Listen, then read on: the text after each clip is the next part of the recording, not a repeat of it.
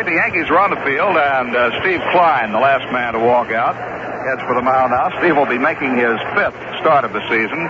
He had to miss one turn after pulling something behind his right shoulder. And I'm sure, Bill White, that not only you and me, but more particularly Ralph Houck and pitching coach Jim Turner will be watching Klein's every move, especially early in this ballgame.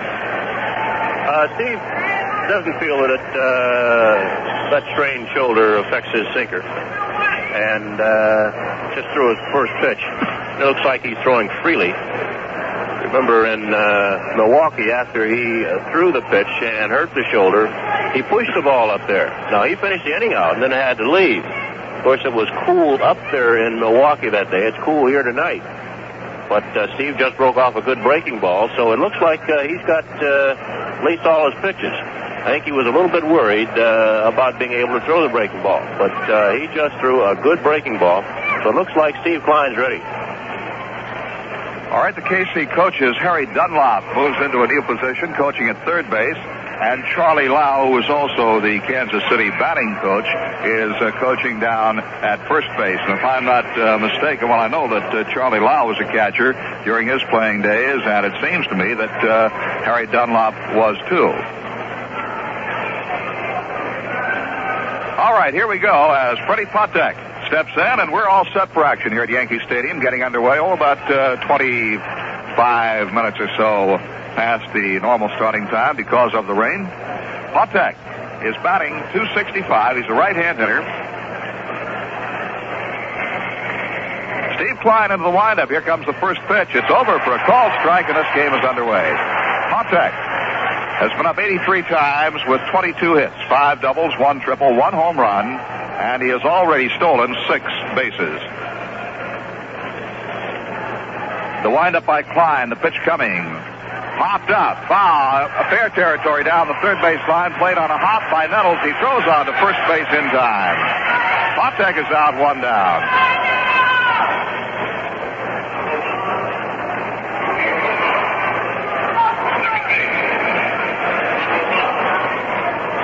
So there's 1 out, and here is Cookie Rojas, the second baseman. And between them, Patek and Rojas give this club a good double play combination. They are strong up the middle defensively. And Rojas comes in with a hot bat, hitting .310, 27 base hits. More than any other starter in this ball game tonight as far as the Royals are concerned. And 8 of those hits have been doubles. He takes lone away, ball 1. In fact, we can say Rojas has more base hits than any other player in this game. Thurman Munson of the Yankees leads them with 26. Rojas, a right-hand batter, the 1-0 pitch. Breaking ball just outside. 2 balls and no strikes. Rojas can also steal a base. He has had 3. We look at the top 3 men in the batting order. Between them, they have 12 stolen bases. Fastball low and inside makes it ball 3, 3-0. Rojas steps out, looks down at Dunlop, the third base coach. Still looking down there, taking a couple of practice swings, and now with a final look, he moves back in. Feet spread, and the 3-0 pitch. Inside, ball 4. So Rojas draws a walk, and the Royals get the game's first base runner. The batter will be Amos Otis, the center fielder. Here's a man who can also do a lot of things. He's got a .295 batting average, 26 base hits, 6 doubles, 1 triple, 4 home runs, 12 runs batted in. This club scores a lot of runs, Bill. I'm just looking down. Seems like nearly everybody's in double figures in runs scored. Well, they also then must drive in a lot of runs. Yep, nearly everybody's in double figures in RBIs, too. All right, 1 out, a runner at first, no score. Bloomberg's holding on the runner, Rojas. And here's the pitch to Otis. Breaking ball is outside, ball 1. Amos Otis hitting .295. Looking down the run scored column.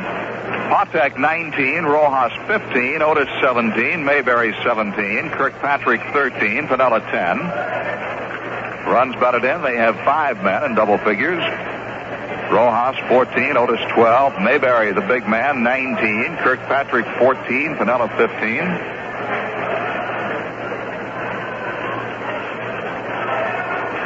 stretch by Klein. He stamps the left foot. Checks the runner and deals. Gets a fastball over the outside corner for a strike, and it's 1-1. 1 ball, 1 strike to the right-hand hitting Amos Otis.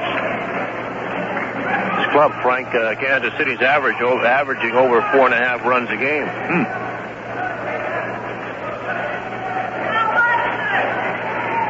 All right, again, Rojas takes his lead. Throw over there, and he's back.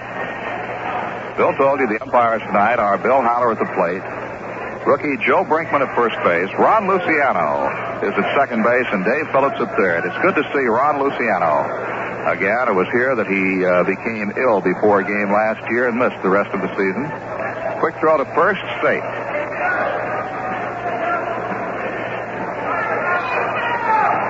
Ball and a strike, the count on Amos Otis. These two clubs meet again out here tomorrow night. 7:30 ball game, and then the Yankees go on the road. They go to Chicago and out to the Twin Cities at Minnesota. Beautiful part of the country. Klein ready again. Comes off the stretch. Sets below the belt and deals. And the pitch is cut on and fouled back.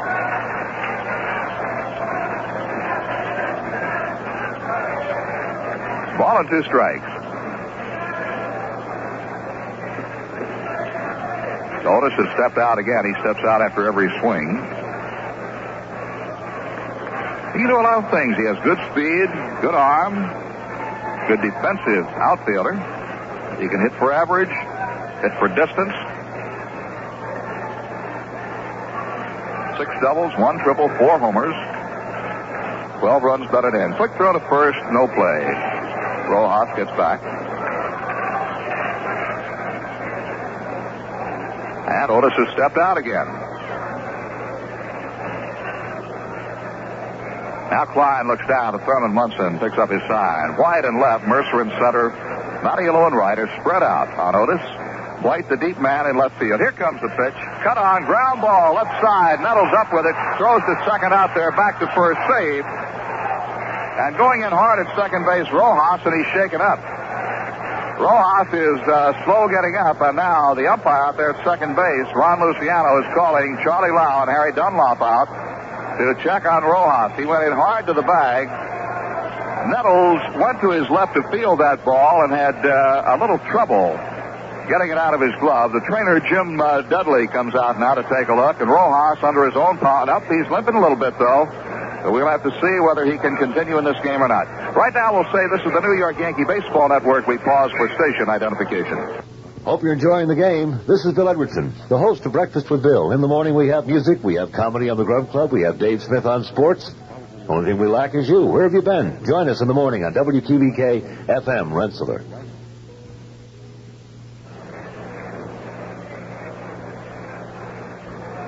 All right now, time is called as Munson goes out to the mound. That was not really a good double play ball. Nettles had to go deep to his left. Then he had a little trouble getting the ball out of the glove. And there was a lot of speed to contend with there, too.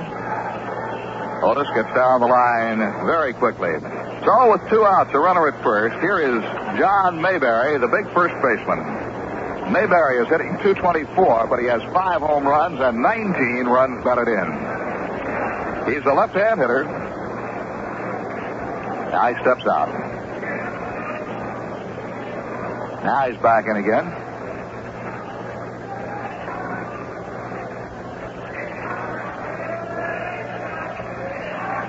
Klein checks his runner and deals down low. Ball 1 to Mayberry.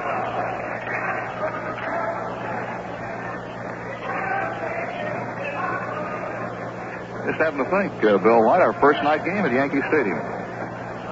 Isn't it? No? Isn't it? Friday we were rained out. We didn't get to play that one, but this one is, isn't it? All right, the 1-0 pitch to Mayberry. Low and outside. Ball 2, 2 balls and no strikes. Mayberry's a big kid, 6'3", 220 pounds. 23 years old, from Detroit, Michigan. He has attended the University of Michigan. He bounces around there in that batter's box. Up on his right toes and his left toes. Holds the bat. Here's the pitch. Check swing, and it's fouled straight back. 2 balls and 1 strike to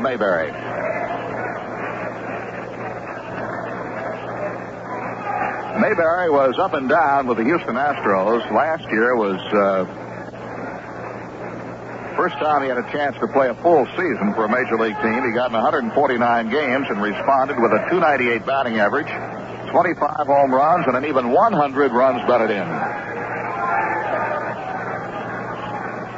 2 balls and a strike to him. 2 outs, a runner at first, no score. There's the set by Klein. Spins, throws to first, save. Otis can steal a base. He has 3 stolen bases. So Klein keeping a close eye on him. Lou couldn't get much deeper out there in right field. He's back almost to the track. Don't blame him. Here's the next pitch. Outside to Mayberry. Ball 3, 3-1. And it would appear that Klein is trying to keep the ball away from this big slugger. Now Mayberry is going to think about it. Walks slowly over toward the on-deck circle. And gets the tar rag from Ed Kirkpatrick. Now he's going to walk over there and talk to Kirkpatrick. Picks up the rosin bag. Here he comes back.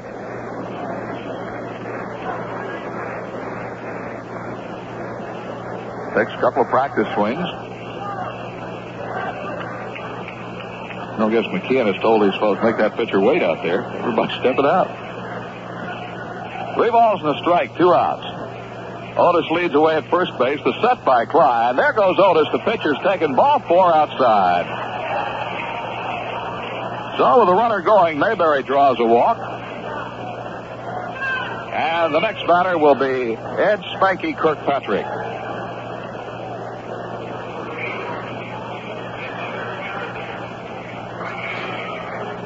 We see an infielder, Bobby Floyd, running down toward the bullpen, perhaps to warm up. Could be an indication that Rojas hurt his leg to the point where he will not be able to continue in this game, because Floyd has gone down to the bullpen, and he will start throwing, loosening up his throwing arm down there. We'll have to see whether Rojas can come out for the bottom half of the inning or not. All right, 2 men on with 2 outs. Ed Kirkpatrick, left-hand hitting right fielder. He can also catch. And he can play first base. First pitch to him. Strike is called. Klein got it over at the knees. Kirkpatrick is hitting .375. 18 base hits, including 6 doubles and 3 home runs, with 14 runs batted in.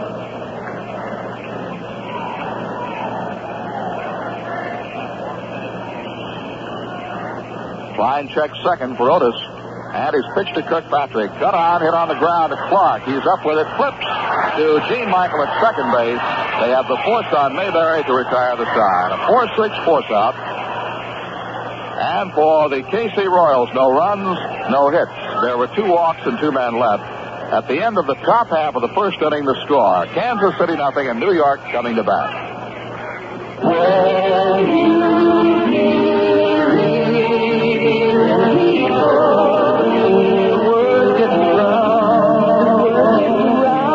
More than 1 million people borrow from Avco Financial Services every year.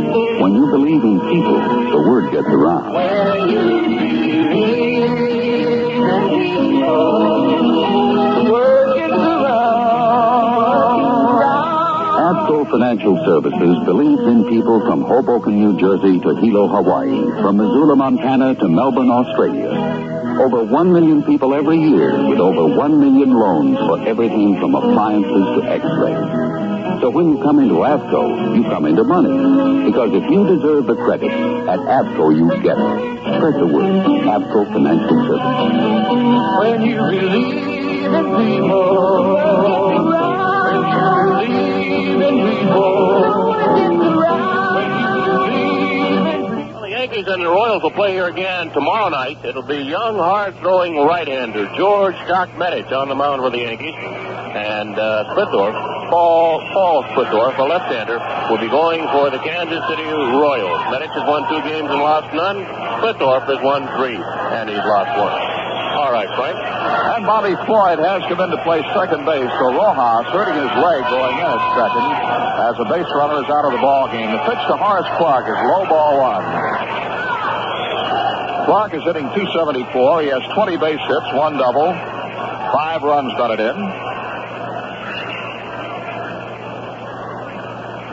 There's was ball 2 at the plate, but low again. 2 balls and no strikes. Ken Wright is making his 3rd start and 6th appearance of the season. He's relieved 3 times. He comes in with a strike. 2-1. Wright is 1-1, lost none. He's pitched 17 innings. And Clark swings and misses. This guy's supposed to be what you call super swift. He has all the pitches, a good hard fastball, a curveball, and a slider. But he relies mainly on his fastball. Well, there it was, and he struck Clark out with a high fastball. Wright tends at times to be a bit wild. He, so far this year, has given up a walk for each inning pitch and a base hit for each inning pitch.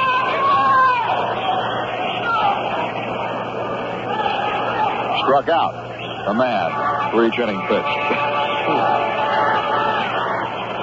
All right, Clark down on strikes. Here is Roy White.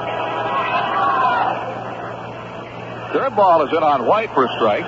Roy is batting 176, 13 hits. All of them singles, 5 runs batted in. Wright winds, flips the fastball inside, spins White away from the plate.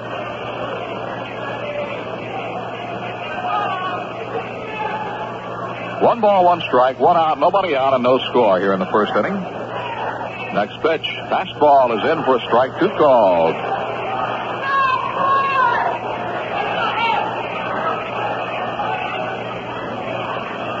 White looks over toward his dugout. 6'2", 225 pounds. He's a big one. 1-2 deal. Fastball inside at the shoulders, 2-2. Wright last year won 1 and lost 2 in 17 games, all in relief. 2-2 pitch. Low and inside, ball 3. He appeared in 30 games, all in relief, at Omaha last year as well. And there he won 4 and lost 3.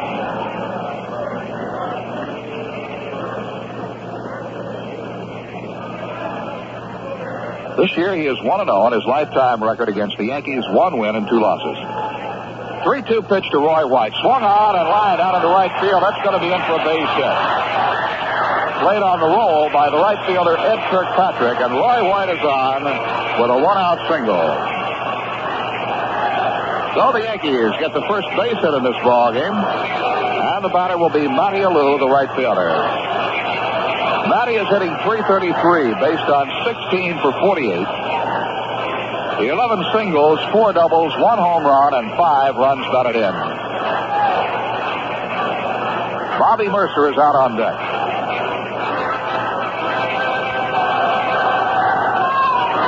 Thurman Munson is the only right-hand batter in the Yankee lineup tonight.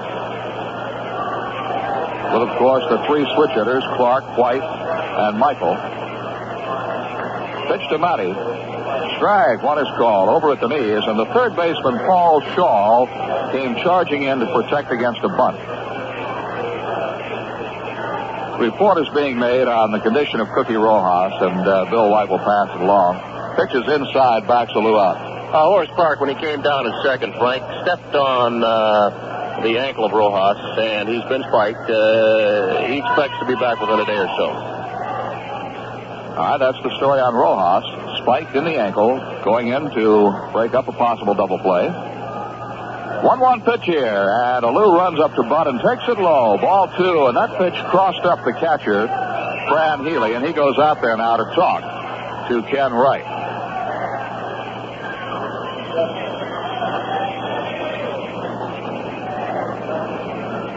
Two balls and 1 strike to Monty Alou.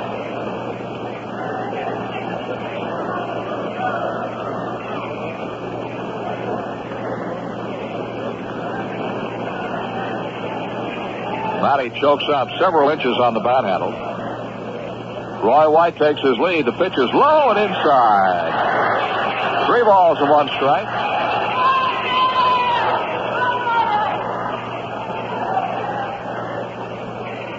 Now we'll keep an eye on White. He's looking across the diamond at third base coach Dick Hauser. Elston Howard, of course, coaching at first for the Yankees. We'll see if White is running on a 3-1 pitch. He does not go, and it is taken outside, ball 4. So Matty Alou draws a walk. That moves White to second, and with 2 on and 1 out, the batter is Bobby Mercer. The Yankees center fielder is hitting an even 300, 21 for 70. 2 doubles, 3 home runs, and 11 runs batted in. Mercer leads the Yankees in runs scored with 14. He is second in runs batted in with 11. Greg Nettles, who comes out on deck, leads the club in RBIs with 12. Mercer wants Bill Haller to take a look at the baseball, and Haller checks it out, and he takes it out of play. Flips another one to Ken Wright.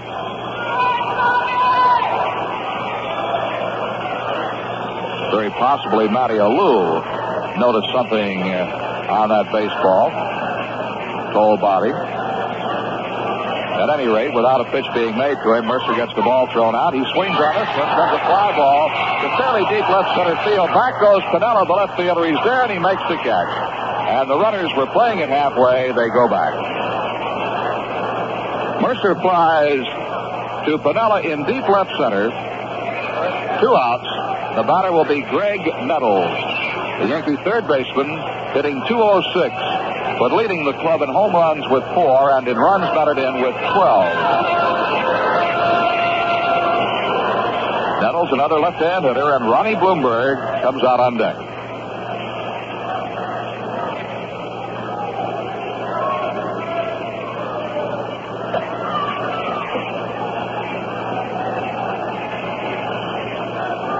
Nettles down on the end of the bat handle. The runners again take their lead. They play Nettles as full hitter, the infield and the outfield around to the right side. The pitch splits the plate for a called strike.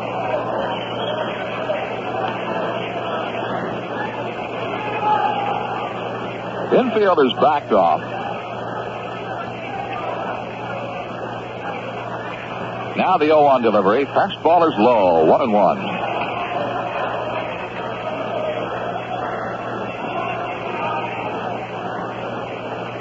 Piniella shades over towards center. The center fielder, Amos Otis, well over in the gap toward right center field. And Kirkpatrick deep in right. The pitch, cut on, hit on the ground at second base.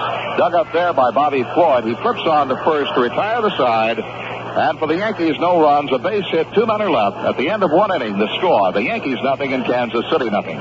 All the power mowers on the market today start a job you have to finish. Except one, the new Boland's mulching mower. When it cuts your grass, it also cuts and recuts the clippings into a fine mulch that disappears down into your lawn, out of sight, so you have no clippings to rake up, no cumbersome grass bags to empty. The job is finished in one pass. The Boland's mulching mower is not only quicker, it's safer because there's no dangerous discharge chute. This also means you can trim close to lawn borders with both sides of the mower. So if you've been emptying grass bags or raking up unsightly clippings, try the new Boland's mulching mower, the one that does the whole job in one pass, in 22-inch push and self-propelled models, as well as an 18-inch trimmer, manual or electric start. The Boland's mulching mowers. They'll keep you a good yard ahead. See them now. There are 21 Boland servicing dealers in the WQBK listening area. See the one near you. Distributed by ACA Outdoor Power Equipment, Incorporated. Well, looking at the scoreboard, the California Angels did not score in their half of the first inning in their game against Detroit in Detroit, Singer against Fryman. And one other score, Texas nothing, Boston nothing in Boston after 2 innings of play. And against Lee. And the National League, Houston and Philadelphia, no score after 2. Royce against Carlton. A couple of former Cardinal left-handers pitching against each other. Right here, the score is 0-0. We're going into the top half of the second inning. Lou Piniella's in, and here's Frank Messer. Lou Piniella, right-hand batter. Piniella hitting .289. He has hit only 1 home run, but has 15 runs batted in. And he can't hit the long ball. He takes a pitch right in there for a called strike from Steve Klein. Hal McRae on deck, and then Paul Shaw. No ball, 1 strike count to Lou Piniella. Pretty well up front in the batter's box. Bends quite a bit at the knees. Swings on a pitch. Bouncing ball hit to third. Greg Nettles has it. Fires on across. That's all for Piniella. There's 1 away.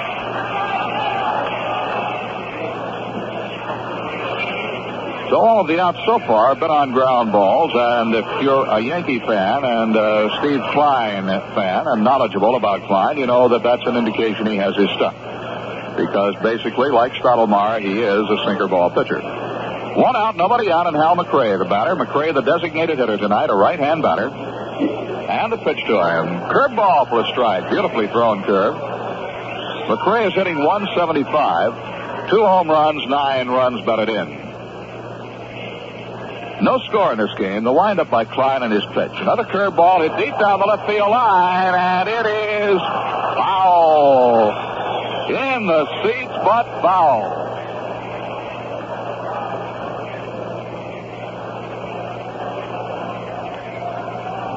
He got a lot of it. Pulled it just foul. Steve Klein's lifetime record against Kansas City, 1 win and 2 losses. Steve making his 5th start this year. He has pitched to 1 complete game. It was a 2-hit shutout against Cleveland. Steve with an earned run average of 3.86. Into the wind, the 0-2 pitch. Low and outside, a waste pitch, 1-2. Temperature at game time tonight was 60 degrees here at Yankee Stadium.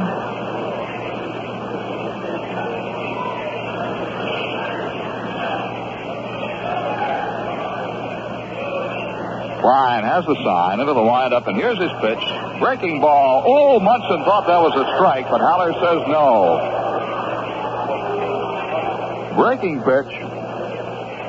Ball 2, 2-2. Paul Shaw, the third baseman, is on deck. Klein ready. The kick and the pitch. Low and outside, and the count is full, 3-2.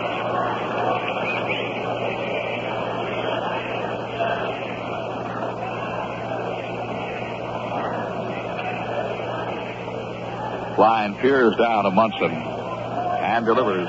Pitch is hit on the ground. Foul. Just past the third base coach, Harry Dunlop. Count rides 3-2. That Texas at Boston game in the 3rd inning scoreless. Cleveland at Minnesota rained out. California at Detroit, Baltimore at Chicago, and Oakland at Milwaukee slightly later starts. 3-2 pitch again. Fastball drilled foul just outside of third. Again, McRae got around well on a Klein pitch. Looks like McRae is a low ball hitter, Frank. He really rips that ball, the bat around on the balls down low. Quick bat. Yep. Again, the 3-2 pitch. Hit on the ground, just foul again outside of third. And that ball was stung. Well, again, McRae comes back. No score in this game. We're in the top half of the 2nd inning. If you're wondering about the lateness, we had about a 25-minute delay because of a light rain that fell before the start of the game. The windup, the 3-2 pitch again. Curveball is fouled back. Back off the mask of Bill Haller, the plate umpire. And the count holds 3-2. One National League score. Houston at Philadelphia, 0-0. They're in the 3rd inning. Mets are off tonight. 3-2 pitch again. Hit down the left field line. It is a fair ball. Going for a base hit and probably 2. McRae on his way into second base and pulls in standing up with a double. Looked like he hit that one right down off the bat handle. Looped it down the third baseline. And Bill White notices he is holding his hands down there. That one stung. I think his hands are a little sore. He got really jammed. Klein, is basically a sinker ball pitcher, so all his pitches will be low. It looks like McRae's a low ball hitter. That time, Steve got the ball up a little bit and in a little bit and really jammed him, but Hal evidently strong enough to get enough wood on the ball just above his hands and loop it out in the left for a double. All right, that's the first base hit for the Royals, and the batter is Paul Shaw, third baseman, right-hand hitter. Shaw is hitting 270. Stretched by Klein, he checks the base runner, and the pitch to Shaw. Low, ball 1. Michael over toward the hole on Shaw. The outfield is spread out, with the deep man being White in left. Nettles does not play tight to the line. He is fairly wide. Clark shades towards second. The right side of the infield is pretty well open. And a 1-0 pitch will be coming. Here it is. A ball. Must have been just a bit inside. 2 balls and no strikes. Shaw has been up 74 times with 20 hits, 4 doubles, 9 runs batted in.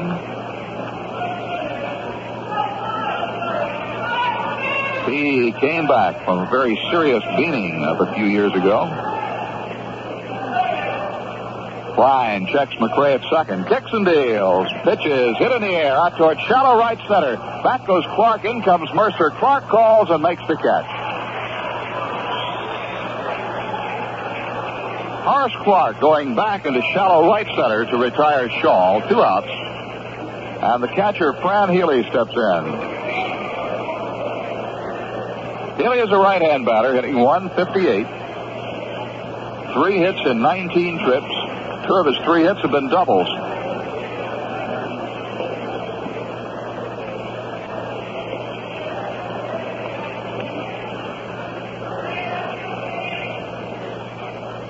Klein looks back at second for Hal McRae.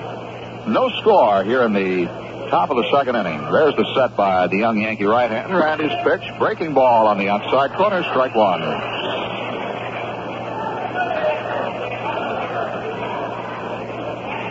On deck, Freddie Patek.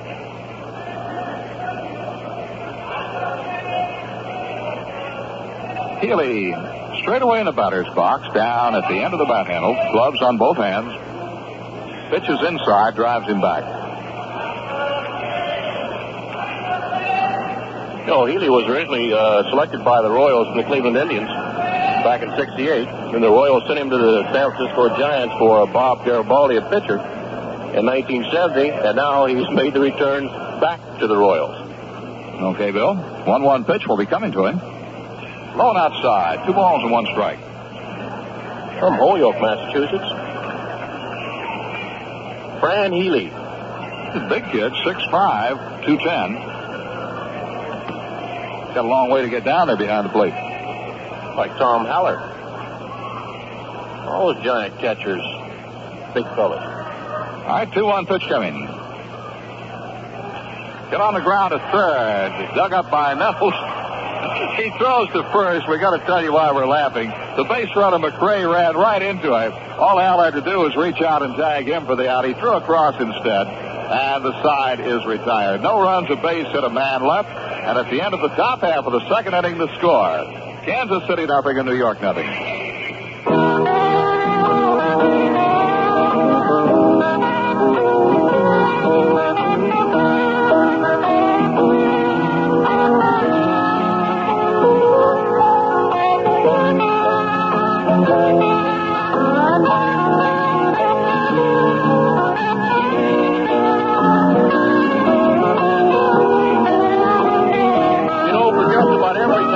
You can name.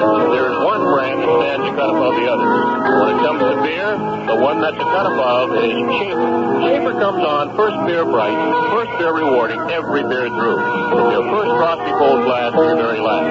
That's why Schaefer is the one beer to have when you're having more than one. And brother, that's the beer you've got coming.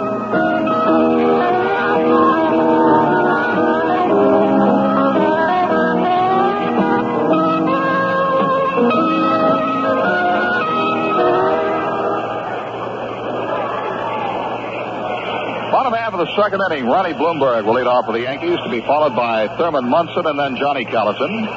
Bloomberg is hitting .278. Had quite a second game Sunday, 4 base hits. Bloomberg, left-hand batter. Ronnie had the deciding hit in the first game Sunday. And he looks at a fastball outside.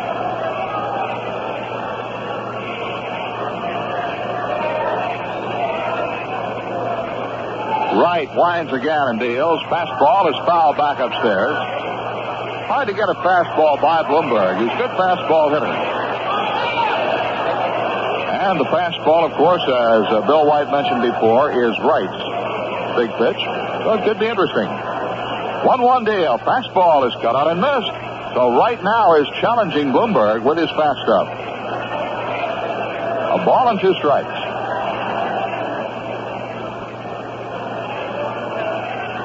One-two pitch. Foul back upstairs. You can tell he's quick, this guy, Ken Wright, Frank, because Ron, who is a good fastball hitter, is fouling that ball off on the left side. He isn't pulling it at all. Okay. The wind, the pitch again, and it's high. 2 balls, 2 strikes.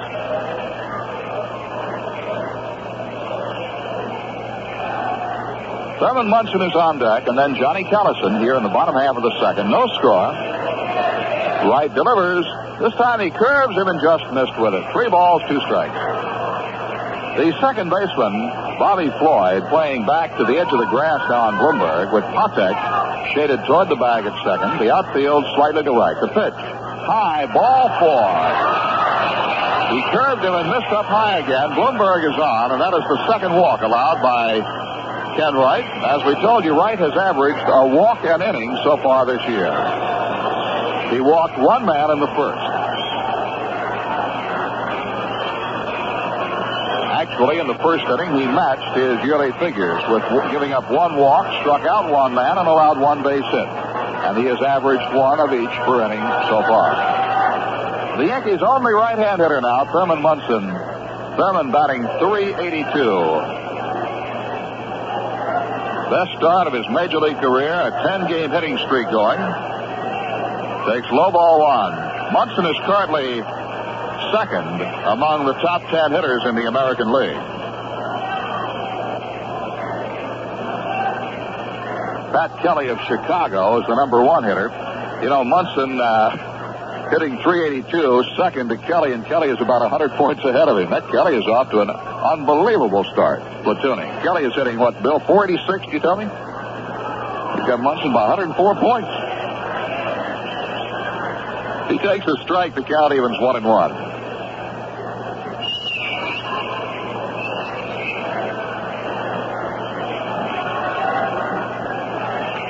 Runner at first, nobody out. Mayberry holding on Bloomberg. The pitch on the outside corner, a strike 2 call. Munson is arguing the call with plate umpire Bill Haller. Thurman told him it sounded outside. Haller's saying that to me, it didn't. Looked like it was on the outside corner. 1-2. Callison on deck. Stretched by Wright is pitch. Fastball hits slowly right side of the mound. Fielded by the pitcher. Flips to Mayberry at first. In time to get Munson. On the play, Bloomberg goes to second. Munson is out, and we're going to step out.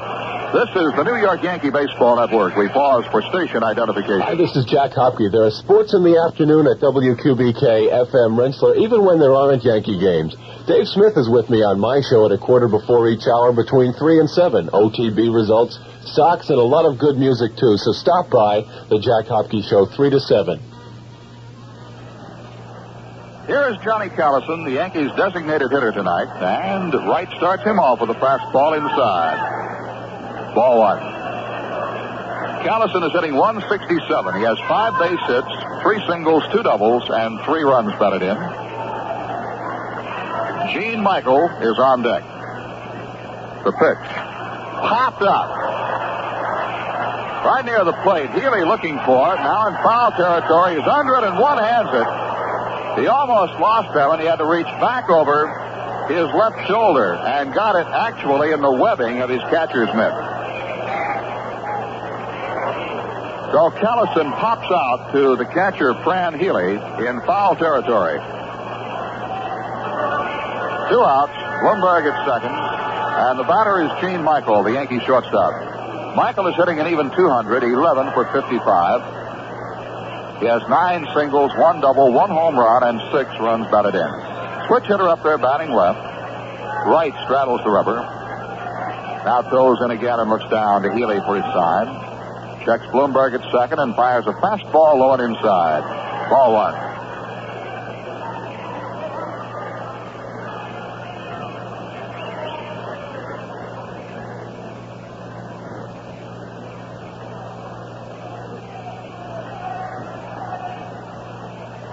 Wright looks back to second and delivers the plate. Swing and a miss. Got around late on the fastball. 1-1.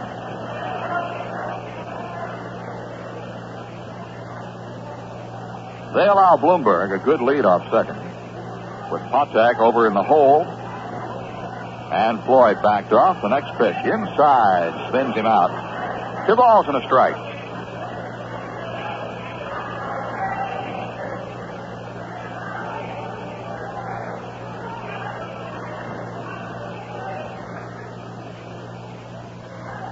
Wright checks back and comes in with a fastball inside at the hands. Ball 3. So right behind the count now to Gene Michael, 3-1.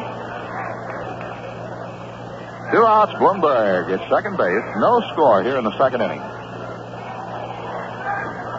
The set. 3-1 pitch. Cut on. Popped up again and foul ground. Back comes Healy. May have room, may not. Back to the screen. Can't get to it. Ball is on the screen. Freeze that time. Blew it away from him and back on the screen. Full count, 3-2.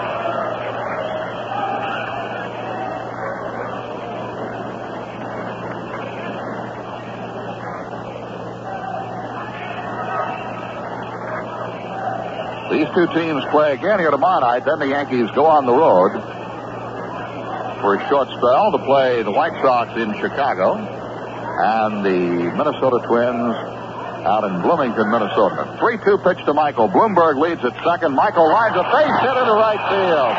After the ball, Kirkpatrick made the play at the plate. Here comes Bloomberg. Here's the throw. He slides. He's safe. Throw gets away. Chased down by the pitcher. Right all the way to the backstop. And on to second base goes Michael. The Yankees take the lead 1-0. Kirkpatrick firing through from right field, trying to cut down Bloomberg. Ronnie scores as the throw gets away from the catcher Healy. It's a single and a run batted in for Michael. And Michael goes to second base on the throw home. And on the throw home, Frank Messer, the catcher, Fran Healy, was given an error for allowing that ball to go through it.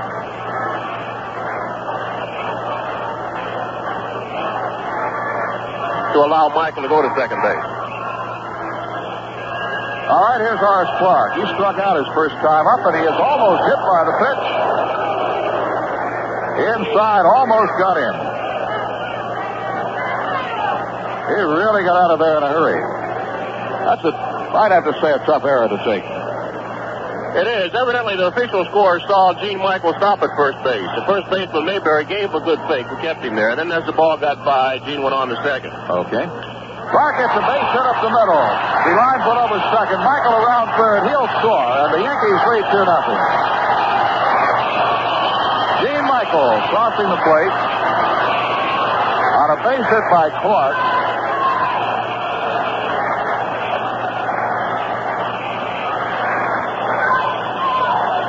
So the Yankees break on top of the Royals 2-0. And the batter now is Roy White. Roy singled in the first inning.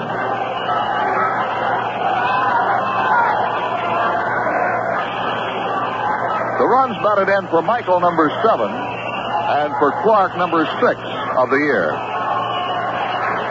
White is now hitting 187, swings on the first pitch, and he fouls it down off his right foot. White fouling one straight down off his foot. Strike one.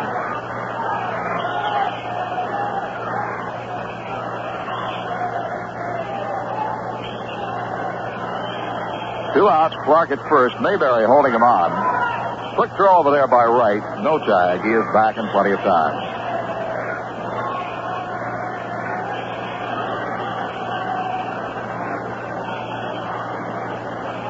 Matty Alou is on deck. There goes Clark. The pitch is taken low. The throw to second base. He's safe. Potek could not hold the throw. They might have had him, but Potek could not control the throw. And Clark is in safe at second. Stolen base for Horace Clark, his second of the year. White took the pitch for a ball, 1-1.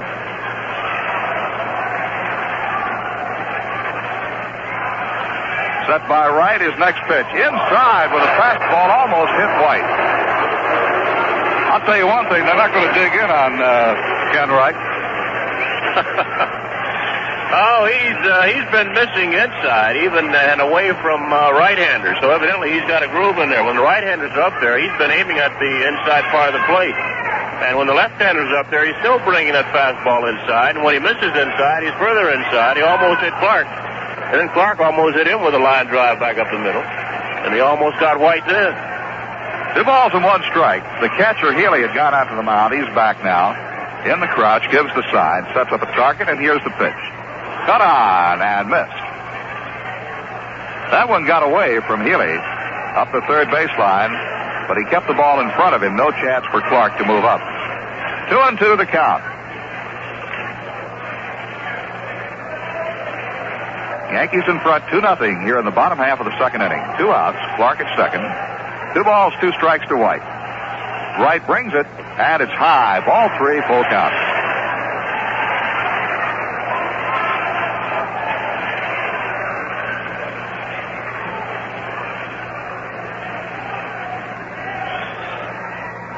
Wright ready with a 3-2 pitch. It's on the way, and he's up high with an off-speed pitch. Ball 4.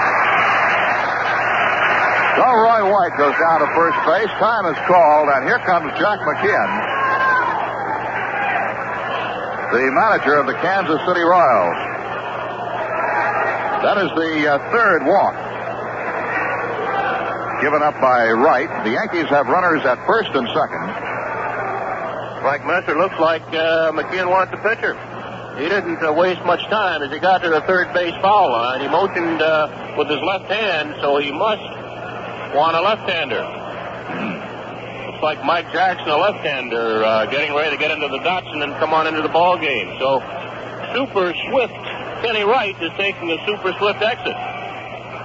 And while they bring in the next pitcher, I'll give you some scores. The Texas Rangers picked up 3 runs in the top of the third, and they lead the Boston Red Sox 3-0 after 3 full innings of play. Hand against Lee in that ball game. The California Angels picked up a run in their half of the second inning. The Tigers are batting in the last of the second. The Angels ahead 1-0. Singer against Fryman. In the National League, the Houston Astros and the Philadelphia Phillies putting up a lot of zeros. No score with the Phillies batting in the bottom of the fourth. Royce against Steve Carlton. Montreal and Atlanta. No score after 2. Moore against Gentry. So Steve Wright leaves. Kenny Wright leaves. And it's Mike Jackson, a left-hander who's from Patterson, New Jersey. Still lives in Patterson. They call this fella Twiggy. He's a left-hander. 6'3", 195. Pitched last year at Kansas City. Split the season between Kansas City and Omaha. Bill, I may have... No, they just announced over the PA Wayne Simpson, but that's not Simpson. Simpson's a low right-hander. That's right. You're right. Bob Shepard shook me up there for just a second. He misread the number. Simpson's a right-hander who pitched for the Cincinnati Reds. He's a big fella, too. He's a little chubbier than Mike Jackson. This is a left-hander, Mike Jackson. There's a correction. Jackson split last year with Omaha and Kansas City. At Kansas City, he started 3 games for him. He was in 7 total, so he relieved in 4 others. He won 1 and he lost 2. So Mike Jackson in there now, a left-hander, pitching for the Kansas City Royals. All right, first man to face him will be Matty Alou.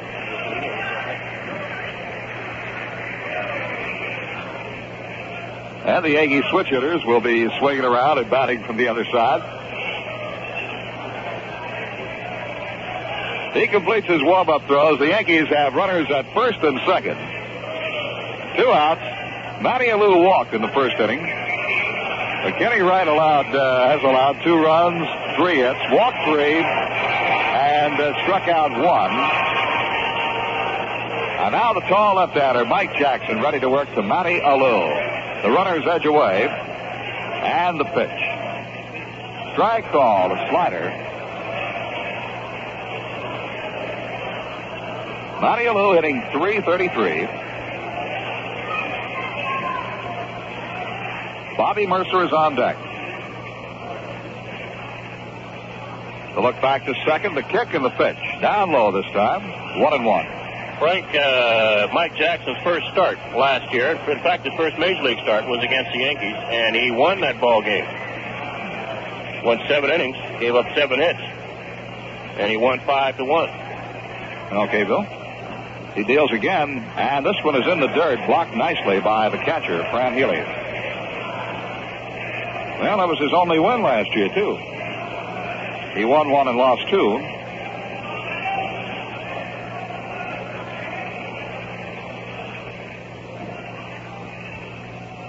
And in the dirt again, ball 3. Folks over in Patterson, New Jersey may remember Jackson. He was quite a pitcher at Patterson's Central High School. He had 2 consecutive no-hitters in which he struck out 42 batters in 20 innings. You don't forget things like that. He misses here, ball 4. Matty Alou walks, and the bases are loaded. Clark goes on to third, White to second. Matty Alou on at first, drawing his second walk in the ball game. And now Bobby Mercer with the bases loaded and 2 outs.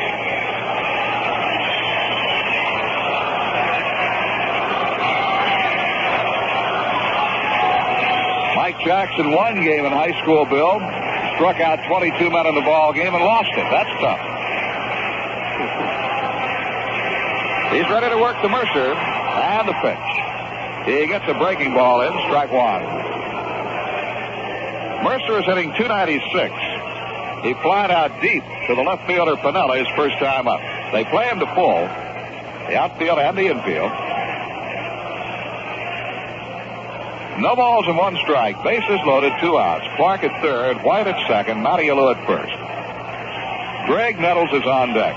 Short stretch by Jackson. He kicks and deals, and he's blown outside. Healy to his knees to save it. 1-1.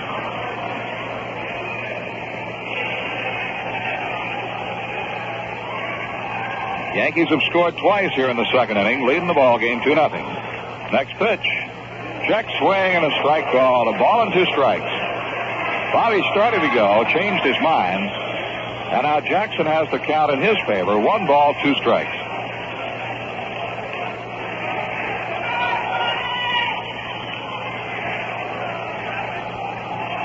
Whenever Mercer comes up, the fans sort of edge up on their seats. Here it comes, hit on the ground to first base, and it is a fair ball. It hit the bag. Mayberry takes it, steps on first. Mercer is out, and the side is retired. It hit the bag, took a crazy hop, but Mayberry came up with it. So Mercer is out to Mayberry unassisted. The Yankees get 2 runs on 2 hits.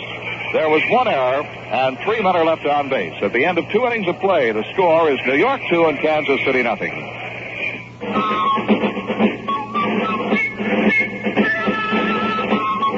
At the Getty Oil Company, we sell premium gasoline for a few cents less per gallon than most other major premiums. Now, there are 3 ways of looking at what that difference in price can mean to you. 1, the money you save. If you drive around 12,000 miles a year and use Getty Premium instead of another major premium, you'll save around $30. 2, the extra gas you get. The $30 you save by using Getty Premium is enough money to buy another 75 gallons of Getty Premium. And 3, the extra miles you get. That 75 extra gallons of Getty Premium is enough gas to take you about 1,000 miles. A $30 savings, 75 more gallons, or 1,000 more miles. That's the difference between Getty Premium and most other major premiums. All right, a quick look on the scoreboard. California 1, Detroit 0 at the end of 2. Bill Singer for the Angels and Woody Fryman for the Tigers. Cleveland and Minnesota rained out. Texas 3, Boston 0 at the end of 3 1/2 innings of play. Rich hand for Texas. Bill Lee starting that ball game for Boston. And those are the American League scores. Bill White will give you the National League scores as he takes over the play-by-play. Bill? All right, Franklin. Here's Freddie Patek against Klein. And Steve misses outside with the breaking ball. We're going into the top half of the 3rd inning. The Yankees ahead 2-0. Patek has been up once. He bounced to 3rd. He bats right-handed. He's only 5'4", weighs about 145 pounds. The next pitch is inside. It's 1-1. Nettles in close at 3rd for him. Michaels a halfway short. Clark straight away at second, and Ron Bloomberg a step or two behind the bag and wide at first. Here's a 2-0 pitch. Ball 3 outside. 3 balls, no strikes. Steve Klein so far has given up just 1 hit to the Royals. Here's a 3-0 pitch to Patek. Called ball outside, ball 4. Little fellow's hard to pitch to. He's only 5'4". Got to roll it up there and hope it hits a pebble or something and jumps up in the strike zone. So Patek walks. He's on at first, and here's Bobby Floyd, the second baseman. Floyd got into the ball game when Cookie Rojas slid into second. Cookie got spiked by the Yankee second baseman, Horace Clark, and he had to leave the ball game. Floyd came on and took his place in the bottom of the first. So Floyd's making his first trip to the plate here tonight. Klein stretches, checks Patek. The pitch. Swung on line, drive, base in left field. Roy White in quickly. He bobbles the ball, and Patek's trying for third, and he'll make it standing up. White throws the ball into second. And held at first base is Floyd. So give Bobby Floyd a single in left field. And as White bobbled that ball out there in left field, Patek shifted gears and went into third base, so White is given an error. So Patek down at third, Floyd on at first, and here's Amos Otis, the center fielder. Otis bounced into a force out his first time up. Hits right-handed, having a good year. Just under 300. He has 4 home runs, 12 runs batted in. Swings right-handed. Yankee infield looking for 2 with Michael playing away from second base. He's in the hole. He'll have a long way to go if the ball's hit to the right side. Bloomberg holding Floyd there at first. The stretch by Klein. The pitch. Swung on and tipped. Dropped by Munson. 1 strike count on Otis. Yankees ahead 2-0 here in the top half of third. Royals threatening with runners at first and third and no outs. Outfield plays Otis straight away. White, Mercer, and Matty Alou in the outfield. Otis with a little more pine tar.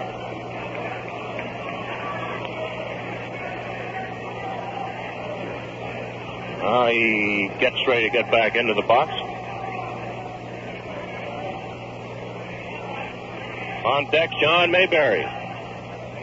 Yankees ahead 2-0. The Royals threatening. Now the stretch by Klein. Checks the runners. The 0-1 pitch. Swung on line drive right to Nettles. And he cannot make another throw, but he does grab that line drive off the bat of Otis.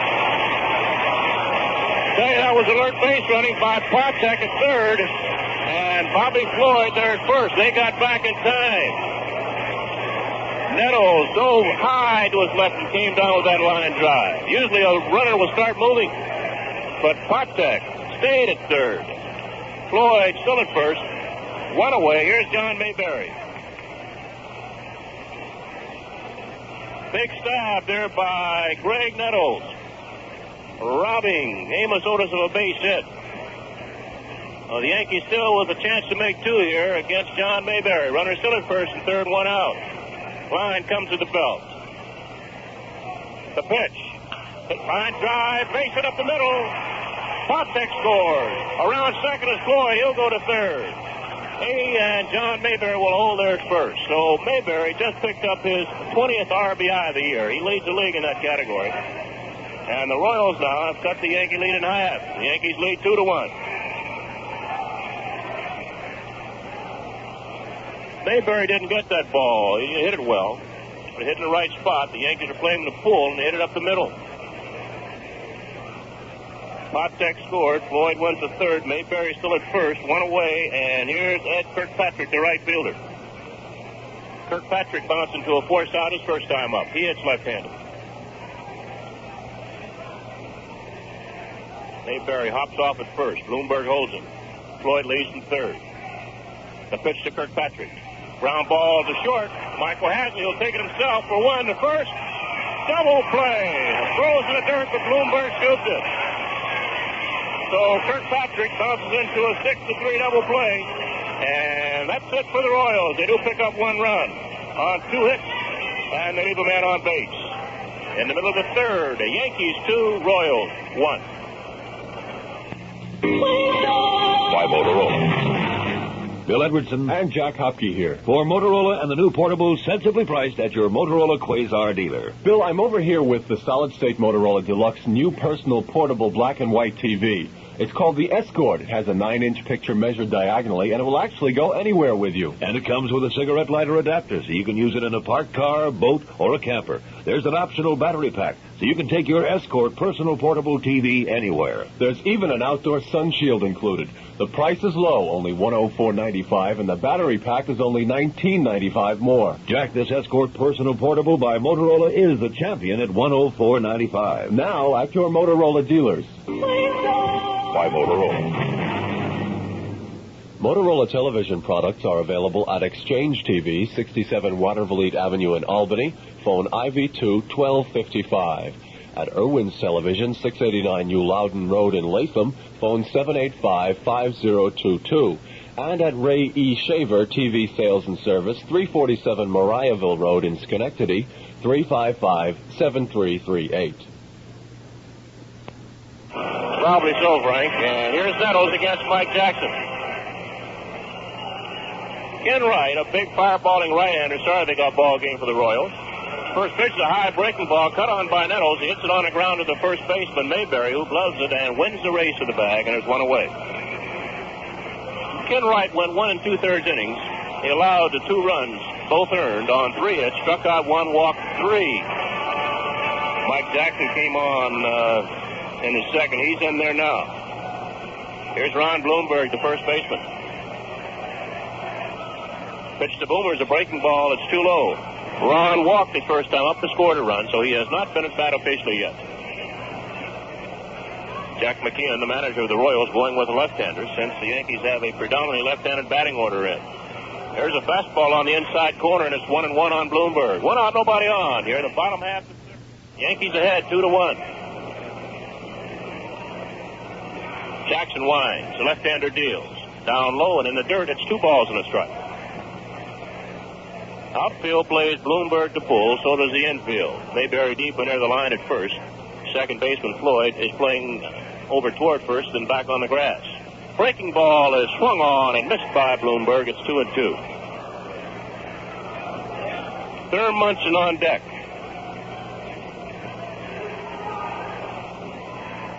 The 2-2 pitch. Breaking ball, chopped back to the mound. Jackson has it. Turns, throws to first base, and Bloomberg's out. 2 outs. A little check swing by the Boomer. Chopped it back toward the mound, just on the first base side. Jackson hustled off the mound and threw him out. So here's Thurm Munson. Munson working with a 10-game hitting streak. Went from 219 to 382, which is second in the American League. Now he's batting at 377 since he's 0 for 1. Bounced back to the pitcher his first time. The Royals play him to hit to the opposite field with the center fielder Otis over toward right center. Jackson misses outside with a fastball.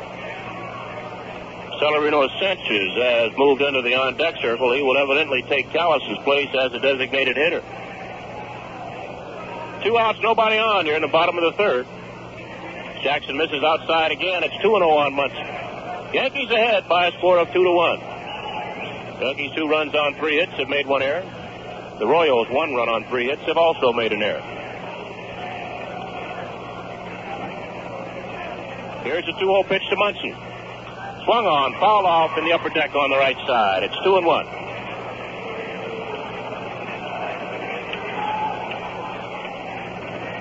Dick Hauser coaches third for the Yankees. Ellie Howard at first.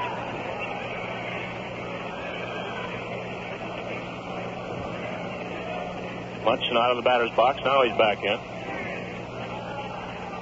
And the 2-1 pitch. Hit on the ground toward short. Shaw, the third baseman, cuts in front of Potek, throws to first base. They've got him. So Munson bounces out 5-3. Shaw to Mayberry for the third out. For the Yankees, the third, 3 up, 3 down. At the end of 3, Yankees 2, Royals 1.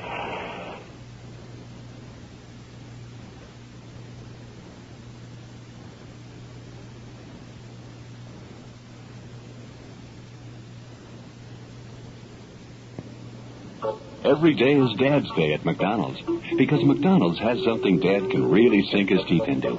It starts with a quarter-pound, 100% beef patty.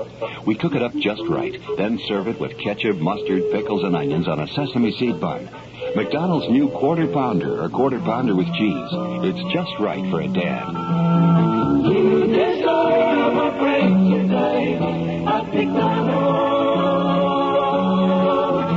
Try McDonald's great new sandwich, the Quarter Pounder, available right now at all McDonald's in the Capital District and throughout the Great Northeast. There's some exciting Greek music. And here's some exciting news for those who want to expand their intellectual horizons. Would you like to learn how to speak Greek?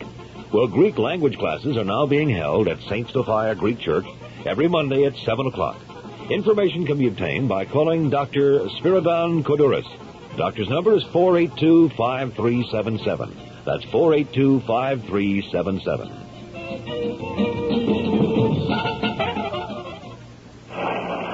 He needs 35 more to tie. Hammer and Hank still pounding. Right here, the score is 2-1 Yankees. We're going to the top of the fourth, and Lou Piniella will lead off for the Royals. Piniella bounced to the third baseman Nettles his first time up, so he's 0 for 1. Lou batting at .286. Steve Klein over the head and the first pitch. A breaking ball that's too low. Be Piniella, Hal McRae, and Paul Shaw in that order for the Royals as we go into the top of the fourth. Piniella usually hits the ball very sharp. Doesn't run well. Good hitter. The 1-0 pitch from Klein. Fastball hit on the ground to shortstop, right at Michael. He digs it up. Throws over to Bloomberg, and Pinella's out. One away. This is the New York Yankee Baseball Network. Let's pause for station identification. This is WMCA New York. Hi, this is John Smith here Stewart. with an invitation to all sports fans to give me a call some night on Sports Talk. I'm here weekday nights from 7 till 9, working around the Yankees this season. Sundays, too. This is WQBK FM, Rensselaer. Here's Hal McRae, the designated hitter. Swings on a first pitch and chops to third. Charged by Nettles. Quick throw to first, and there's 2 outs. Hey, that McRae can really fly down the line. He hustles. They just got him by half a step. 2 away now. Here's Paul Shaw, the third baseman. Nobody on here in the fourth. The Yankees ahead 2-1. Shaw 0 for 1. Pop to the second baseman, Clark. Back in the second inning. They play Shaw straight away with White deep in left. Klein over the head and the first pitch. Swung on, chopped up and way up in the air. Klein has it. Throws the first. They've got him. Ball was chopped off the plate. A Baltimore chop went way up in the air. Steve Klein a couple of steps to his right toward third base off the mound. Got the ball and got it over to Bloomberg in time for the third out. An easy inning for Klein. He kept the Royals in the infield. 3 up, 3 down. In the middle of the fourth. The Yankees lead the Kansas City Royals 2-1. Well, some big dates coming up here soon at Yankee Stadium after this next road trip. A big Sunday doubleheader with Baltimore, a very special occasion. That'll be on Sunday, May 13th. A holiday afternoon game with the Texas Rangers on Memorial Day, Monday, May 28th. And for the young fans, Bat Day with the California Angels on Sunday, June 3rd. We also want to call your attention to the fabulous Yankee Yearbook for 1973, which is on sale here at Yankee Stadium. It's really 2 books in one, a colorful yearbook with biographies, marvelous photos and features, plus an extra 32-page book inserted right in the middle. This is a compilation of great newspaper clippings of Yankee Stadium history from 1923 to 1973. A real keepsake. On sale at $1.50 from stadium vendors and by mail for $1.75. You can order now by sending $1.75 for each copy to Yankee Yearbook, Bronx Central Post Office, Box 1973, Bronx, New York. All right, Joe White, Yankees make a change right now. And instead of Johnny Collison, now that the left-hander's out there for Kansas City, Celerino Sanchez. And Celerino takes the ball. Sanchez batting at .222, no home runs, 2 runs batted in. The next pitch is down low, ball 2, 2 balls, no strikes. Word about Jim Ray Hart's report just now is that he's not playing because his knee's bothering him. Ball's too high, ball 3. So Mike Jackson has thrown 3 straight balls to the Yankees' new designated hitter, Celerino Sanchez. 3-0 pitch. Called strike, it's 3-1. Sanchez started the first base, but Tom Haller called him back. Bill Haller called him back. Tom Haller selling insurance. Yes, he retired from baseball, didn't he? Here's the 3-1 pitch. Swung on, foul straight back in the upper deck. Still 3-2 on Sanchez. It'll be Sanchez, Michael, and Horace Clark. Here's the payoff pitch. High, ball 4, Lutzy. Sanchez walks leading off of the Yankees here in the fourth, and here's Gene Michael. Sick, he'll turn around, bat right-handed against Jackson. He got a big hit back in the second, drove in the Yankees' first run of the ball game. With 2 outs, he singled sharply to right field, scoring Ron Bloomberg. When the ball skipped by Healy, Michael went to second base. After Clark got decked by a fastball from Ken Wright, Hoff got up and singled sharply to center for the second run. So the Yankees lead 2-1 here. No outs. Sanchez down at first. Here's Michael. Jackson comes to the belt, and the pitch. Too low a ball. They play Michael in shallow in the outfield, and Amos Otis moves 3 or 4 steps now over toward right center. Kirkpatrick, the right fielder, moves another step or 2 toward the line. The 1-0 pitch.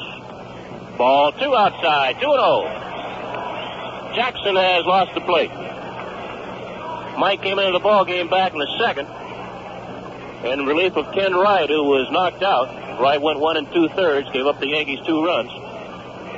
Now Jackson, 2-0 pitch, runners going, the ball's looped to center. Amos Otis is there, he's got it. Now the throw to first, Sanchez is saved. That was close. Mayberry got the ball on a stretch. He scooped it, but bobbled it. And Sanchez makes it back into first base safely. Celerino running with his head down. Decided better look up on a hit and run, and Otis got the ball easily, and his throw was a good throw to the first baseman in the dirt just a bit. And Mayberry bobbled it, allowing Sanchez to get back to first safely. So there's one away as Michael flies out to the center fielder, Otis. Sanchez still at first base, and here's Horace Clark, the second baseman. Clark is struck out and singled, and that single drove in the Yankees' second run back in the second. House turns around. He bats right-handed against Jackson. The left-hander deals. Ball's too high. Yankees ahead 2-1 here in the bottom half of the fourth. 1 out, Sanchez at first base. Jackson working quickly, too quickly for Horace Clark, who steps out, and time is called. Jackson, 6'3", weighs on 190 pounds. Over in Patterson, New Jersey. Now he's ready. So is Clark. The pitch. Popped foul out of play in the upper deck on the right side, and it's 1-1. Tomorrow night, it'll be young, sensational right-hander, George Medich. He'll be going by against the left-hander, Paul Splittor. Medich has won 2 games and lost none so far this year for the Yankees. Now the stretch by Jackson. The 1-1 pitch to Clark. Outside, ball 2. It's 2-1. Paul Shaw's the third baseman. Freddie Patek's the shortstop. Bobby Floyd is the second baseman, and John Mayberry holding Sanchez there at first. It's the first baseman. Throw the first. Sanchez back. Lou Piniella, Amos Otis, and Ed Kirkpatrick, the outfield for the Royals. They're playing in shallow for Clark. Here's a stretch, and the 2-1 pitch. And it's bunted, the runner's going, and he is out at second base. The throw, Kirkpatrick to Floyd covering the second baseman. Healy, the catcher. 2-4, the second baseman covering for the second out. And the board has 3-1, so Clark must have taken the bat back. And there's his fall strike. It's 3-2. Looked like Clark kept that bat down. They were trying to protect Sanchez, but he got it back in time. Here's a payoff pitch from Jackson. This is outside, ball 4. So Clark walks, and that's the third walk given up by Mike Jackson. The right walk, 3 men in the 1 2/3 innings he worked. So the Yankees have drawn 6 walks from Kansas City pitching. And here's Roy White. Horace Clark down at first with 2 outs. Yankees ahead 2-1. Bottom of the fourth. First pitch to White is too low. Roy has singled and walked, so he's got a perfect day going, a perfect night. He's 1 for 1. Jackson comes to the belt, looks at Clark at first, goes there, house back easily. Matty Lou's on deck. Yankees trying to put some insurance together here. They lead 2-1, but they need more runs. 1-0 pitch. Swung on it on the ground to hole. Paul Shaw at third base and bobbles it. And they cannot make a play. No! Ball right at him. Went through him for an error. Clark in at second base. White at first. Shares Matty Lou. 2 outs. Lou's been up twice, walked both times. That third base is a cheap spot down. I've just figured that. Here's a pitch to Matty. Loops up in the air to the first baseman. Mayberry's under, and he's got it. Check swing off the bat of a loop. And he popped the ball up to John Mayberry, the first baseman. So for the Yankees in the fourth, no runs, no hits. There was 1 error, and 2 men were left on base. At the end of 4, the New York Yankees 2, the Kansas City Royals 1. What do you think a disaster sounds like? If you live in a city, maybe it's the sound of sirens racing to a fire. But you don't have to live in a city to know the terrible sound of a fire. You don't have to live in the country to know the sound of a tornado. Floods can strike anywhere, too, and sometimes with very little warning. At Red Cross, all of these sounds and many more mean disaster. The sound of disaster is people. People homeless. All our clothing and furniture, everything's gone. We're just thankful we got our kids out of there safe. People who must start building their lives all over again. I lose everything I had. I've been working for many years. At Red Cross, we think people are the most important sound. We're there to help when families need help most. Because Americans care about their neighbors, Red Cross is there to help. Off the scoreboard, the California Angels lead the Detroit Tigers 4-0 after 3. Oakland 1, Milwaukee 0 after 1. Texas 3, Boston 0 after 3.5 innings of play. In the National League, Houston 1, Philadelphia 0 after 5.5. Montreal and Atlanta tied up 2-2. Right here, the Yankees ahead 2-1, and here to take you through the fifth is Frank Messer. Okay, Bill, Fran Healy leads off, and he bunts the first pitch. Klein stabs it, throws to first, he's got in. Steve Klein dove toward the third base side of the pitcher's mound, stabbed that ball and threw Healy out in a fine play by the Yankee pitcher Klein. 1 away. And the top of the order, Freddie Patek. Bobby Floyd is out on deck.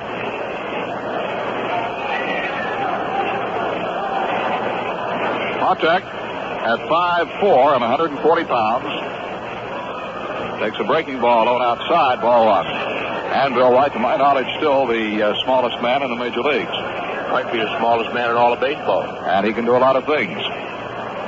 1-0 pitch to him. Right-hand batter. Taken for a strike right across.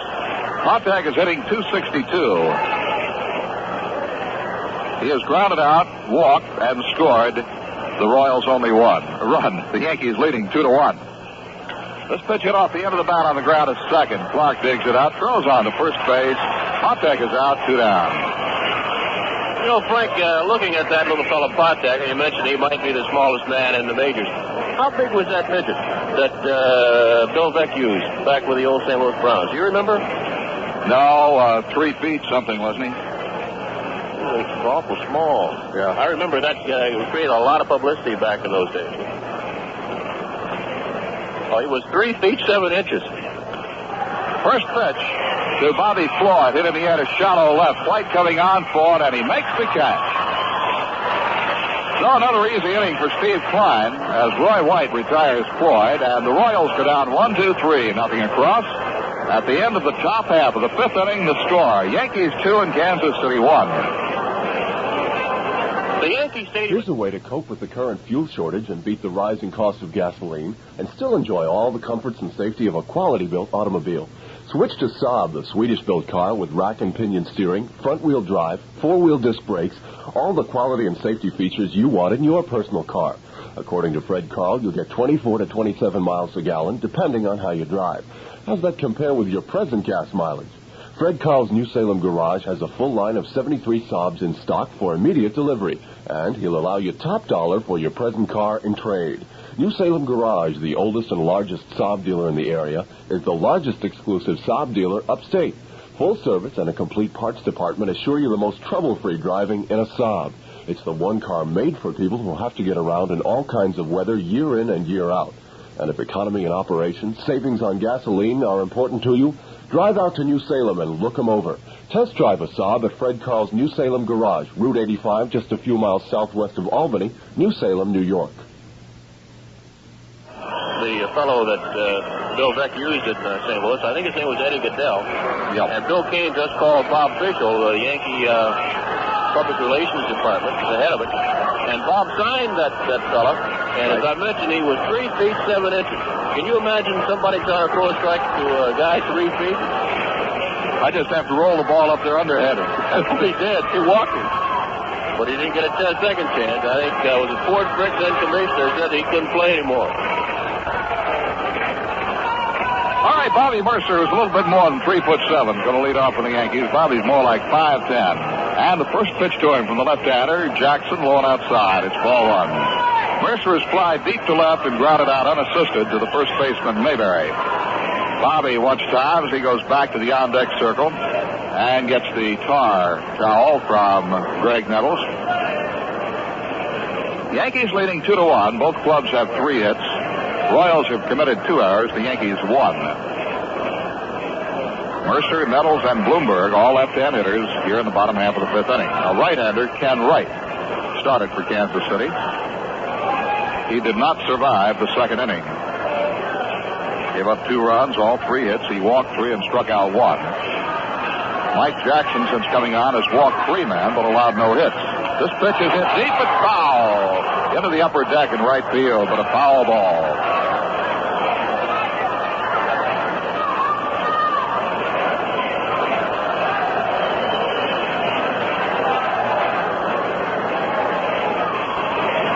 Mercer steps away for a moment or two, now back in.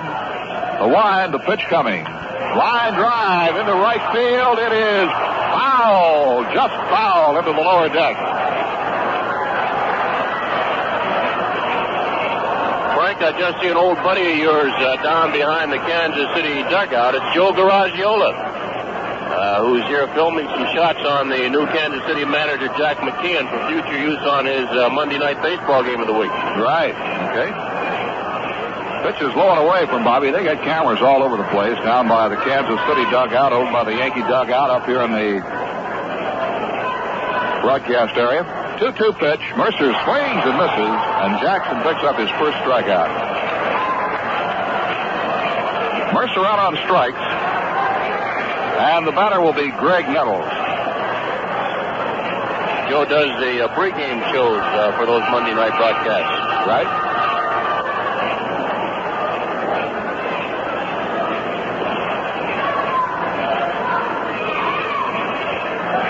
Greg Nettles has grounded out twice. Swings on the first pitch, pops it up. In foul territory comes Mayberry near the seats. He leans in and now has to lean back and makes the catch. He was leaning in and then the ball drifted back toward the playing area. He reached back for it and there were 2 down. That'll drop Nettles' batting average a shade below 200. And Felipe Alou now comes out to bat for Ronnie Bloomberg. Felipe Alou will bat for Bloomberg and go into the ball game at first base. Felipe, right-hand hitter, of course. And the left-hander, Jackson, deals a strike. Felipe Alou is hitting .229.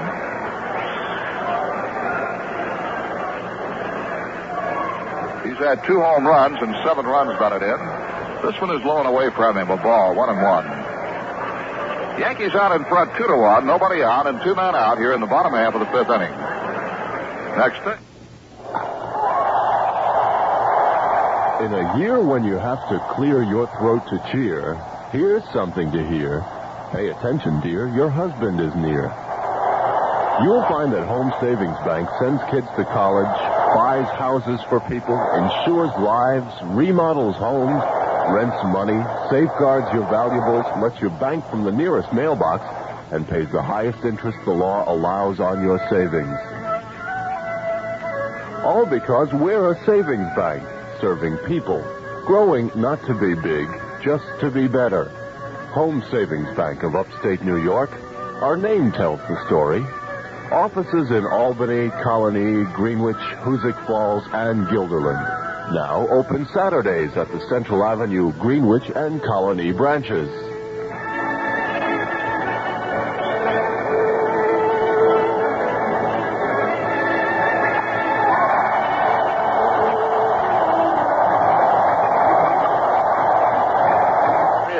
Connecticut, Eastern Pennsylvania, available at the regular $1.50 price at leading newsstands everywhere. And you can order the yearbook by mail. Simply send your check or money order in the amount of $1.75 to cover mailing costs to 1973 Yankee Yearbook. Bronx Central Post Office, Box 1973, Bronx, New York, zip code 10451. The address again, 1973 Yankee Yearbook, Bronx Central Post Office, Box 1973, Bronx, New York, 10451.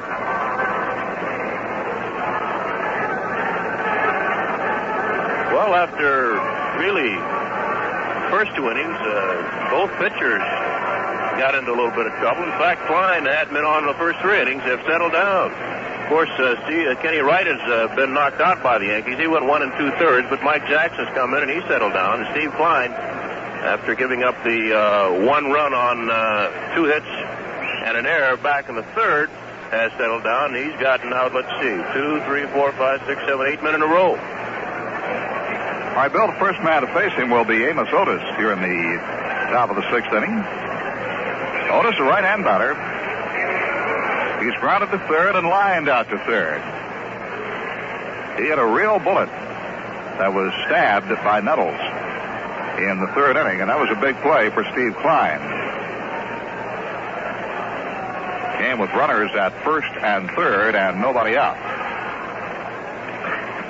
Well, Steve into the windup, and the first pitch now to Otis. Breaking ball down low. Ball 1. The line drive hit by Otis that Nettles caught was followed by a base hit by Mayberry, and then Kirkpatrick grounded into a double play. So Klein could have had a real rough inning had it not been for some good play in the field behind him. He winds and delivers 1-0. Fastball low and inside. 2 balls and no strikes. Felipe Alou now at first base for the Yankees, having batted for Bloomberg, stayed in the ballgame. Clark at second, Michael at short, Nettles at third. And they play Otis around to the left side on the infield, straight away in the outfield.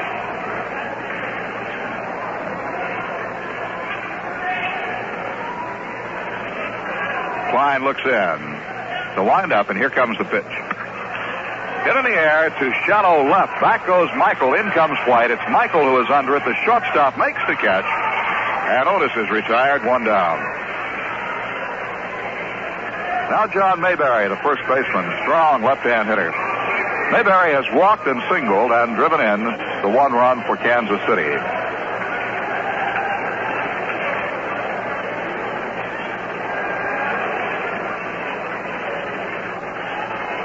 Mayberry digs around in the batter's box, steps out.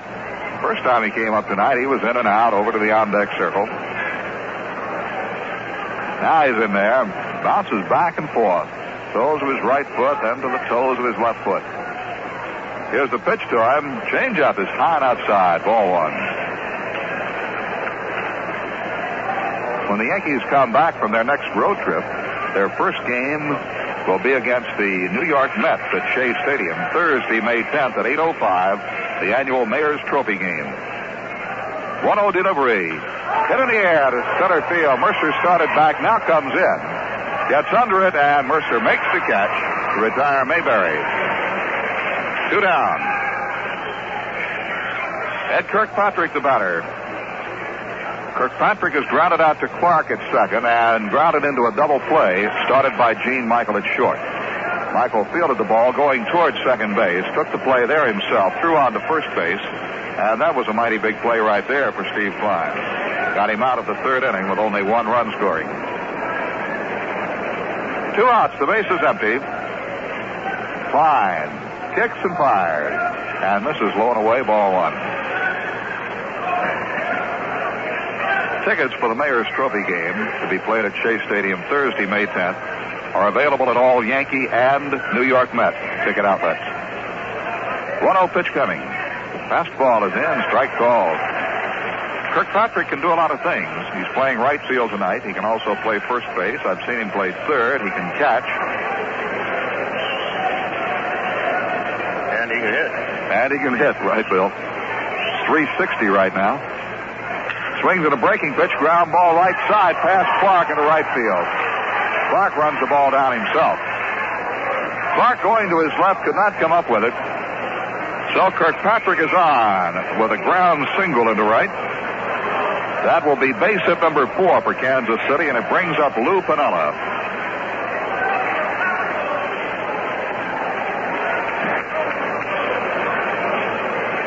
Klein had retired 9 men in a row.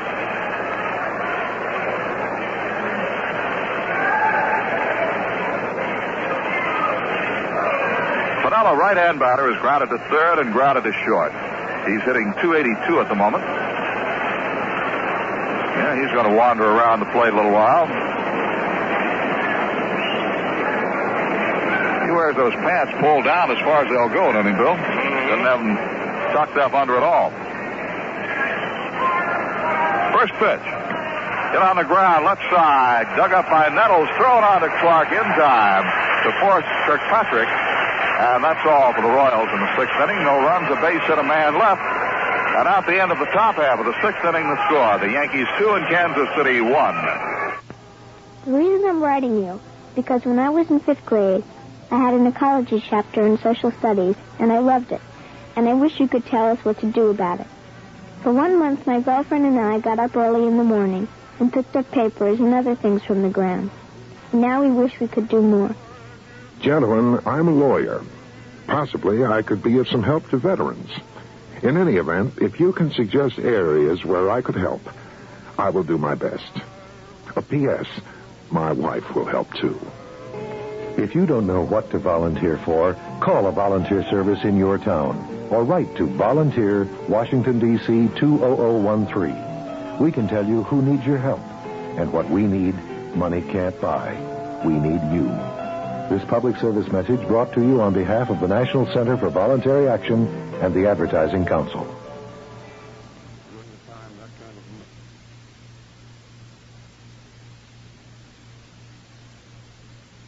Two-game set will be played here tomorrow night. It'll be George Medich on the mound for the Yankees against left-hander Paul Spretorf for the Kansas City Royals.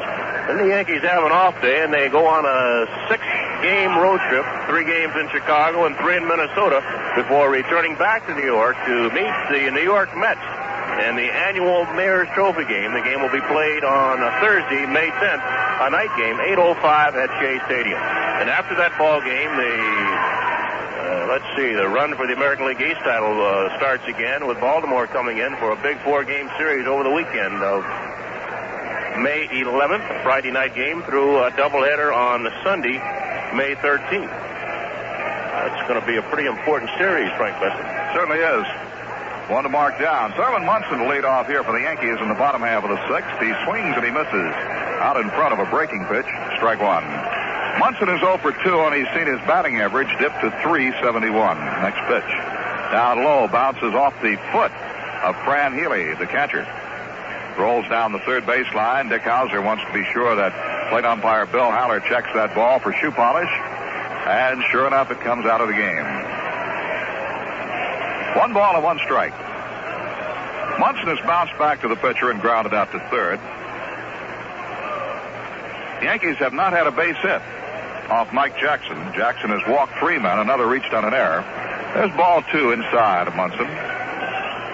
Severino Sanchez, the designated hitter, is on deck. And then Gene Michael. Lower third of the batting order here in the sixth inning. Jackson deals, and Munson fouls one back upstairs. Count evens, 2 balls, 2 strikes. They play Munson up the middle, deep and left.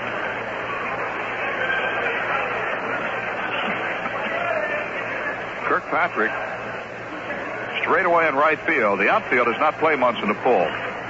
He pops this one up on the right side. Coming after it is Healy, the catcher, the first baseman, Mayberry, and they let the ball drop between them in foul territory. And Alphonse and Gaston, and no play. There will not be an error.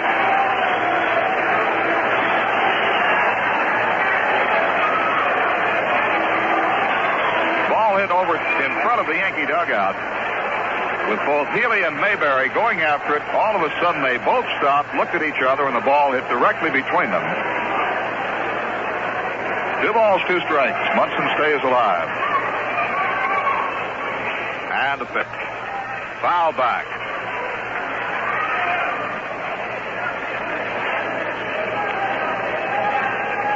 Yankees leading 2-1. Runs have been driven in by Gene Michael and Horace Clark, both crossing in the second inning. Munson swings on this one, fouls it back. Got just a little piece of it. Count holds 2-2. These same 2 clubs meet out here again tomorrow night at 7:30. Doc Medich pitching for New York. Southpaw Paul Splittorff for the KC Royals. Jackson taking a little too much time to suit Munson. Thurman steps out. Now back in, and here we go. 2-2 pitch coming.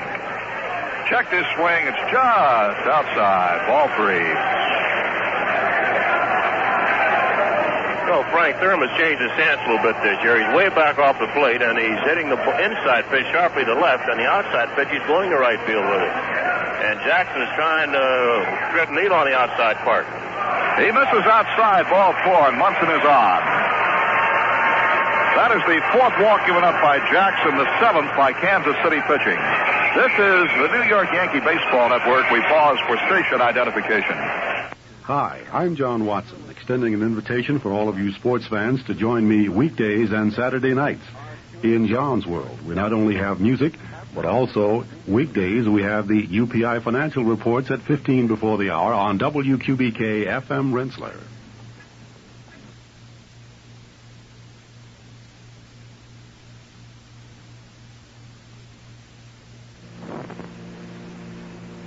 When the left-hand pitcher Jackson was brought in relief of right-hander Ken Wright, Ralph Houck switched to Sanchez, and Sutterino walked in the 4th inning. Munson at first being held on by Mayberry, and Sanchez hits a long drive to left center, but it's all can of corn out there for the center fielder Otis. Munson tags up but does not go as Otis gets a good throw in.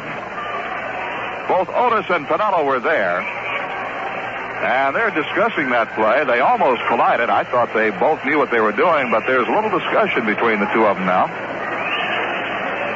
Otis is the one who made the catch, and Munson, after tagging up, bluffed going to second, made Otis throw, and then went back to first. 1 out, and here is Gene Michael.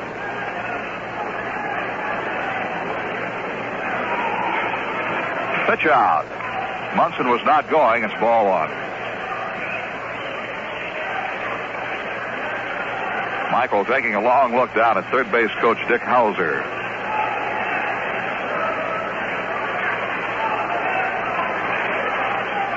He swings and misses. 1-1. Full cut.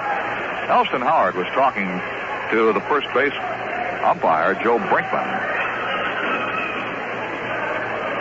My guess would be asking him to watch Brinkman.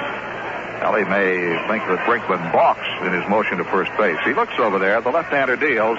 Michael takes low and outside. 2 balls and 1 strike. On each pitch, Matek breaks just a bit toward the bag at second. They think that Munson will be going.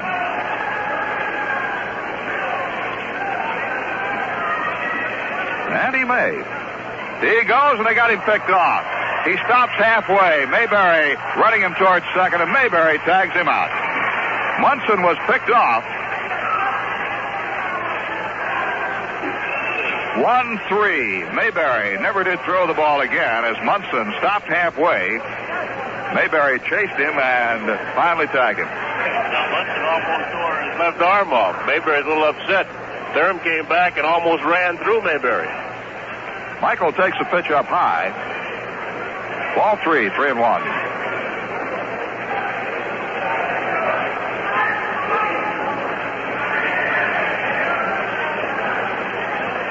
Next offering. He's taking a strike call.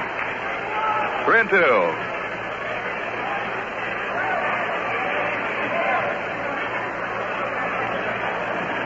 Two outs, nobody on. And the 3-2 pitch to Michael. He swings and fouls it back upstairs on the first base side in the upper deck.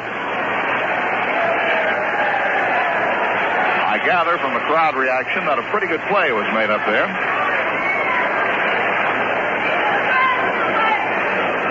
3-2 pitch again. Swing and a miss struck him out. Mike Jackson picks up his second strikeout, and for the Yankees in the sixth inning, no runs, no hits. There were no errors, and nobody left on base. So at the end of 6 full innings, the score, New York 2 and Kansas City 1. If you're fed up with the high cost of automobile financing, you're not alone. But Boston Spa National Bank offers you an alternative. The lower cost direct new car loan, which can include enough to cover insurance and incidentals and still save you money. And Boston Spa National doesn't care where you buy your car. You get a check for the amount you need so you can pay cash for your new car at any dealership anywhere. These lower cost direct new car loans are available at any of the 3 decision-making offices of Boston Spa National. Burnt Hills on Route 50, Boston Spa at 87 Front Street, and the Milton Crest office north of Boston Spa on Rowland Street at Geyser Road. Phone or stop in before you make that deal on your new car and arrange with your personal banker at Boston Spa National for a direct new car loan. Enjoy complete personalized financial services with the folks who want to be your banker. Boston Spa National Bank, member FDIC. In National League games, Houston 3, Philadelphia nothing at the end of 7, Montreal 4, Atlanta 2 at the end of 4.5. Henry Aaron has hit his 6th home run. The rest of the games later starts and no report.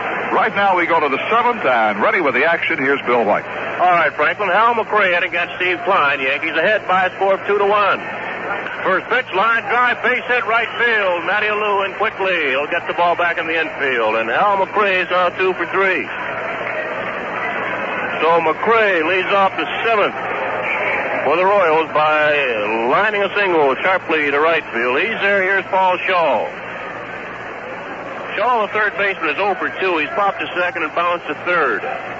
Looking down at Harry Dunlop for sign. Shaw bats right-handed. Shaw batting at 2.63.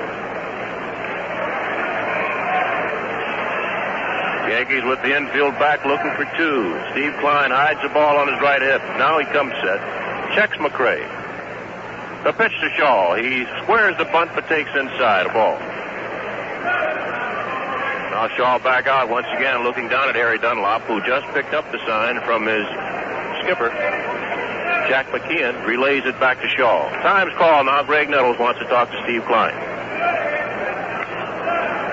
Philippe Bellou holds McRae at first. He'll release and charge quickly. Nettles moves it on the grass now. Maybe a step or 2 off the grass. 1 ball, no strike count on Shaw. Yankees ahead 2-1 here in the top of the 7th. Royals have a man at first. The 1-0 pitch. Called strike. Shaw took that. He started to swing, but took it on the outside corner. It's 1-1. Now the guessing game starts. Shaw back out again looking at his third base coach.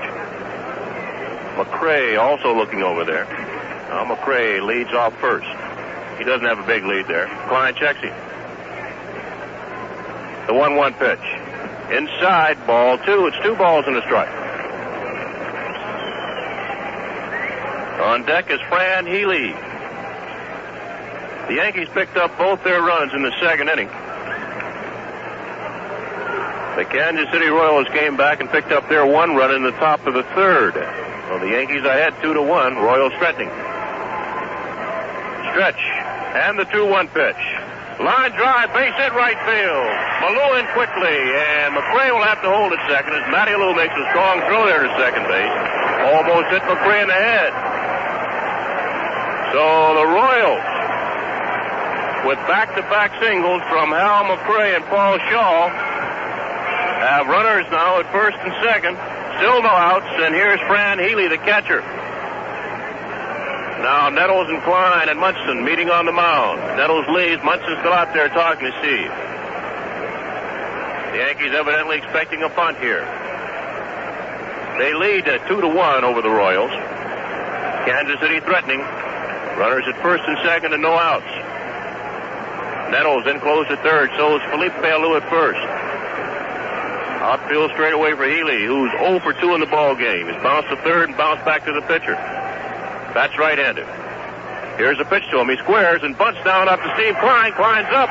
He'll go to first base, and he gets the foot out there. The runners advance.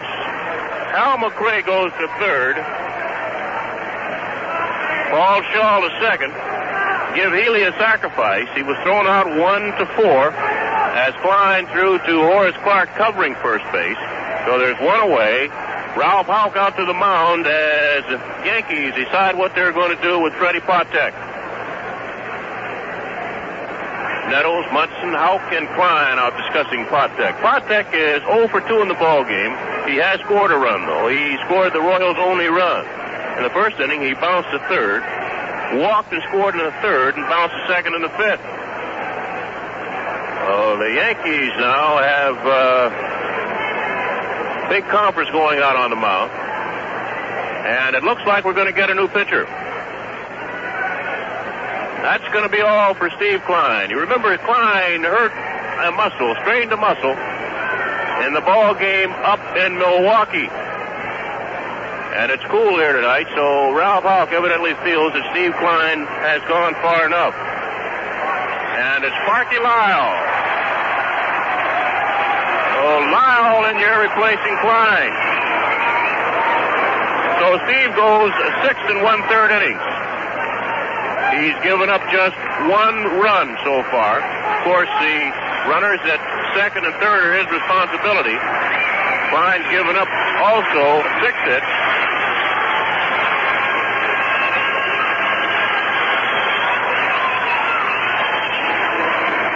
He's walked 3. And he has not struck out a batter. So Sparky Lyle is in there now relieving Steve Klein.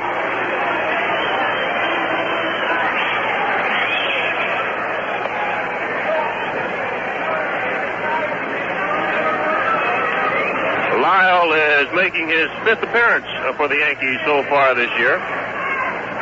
He lost the decision in Boston when he gave up a 9th inning home run to Orlando Cepeda.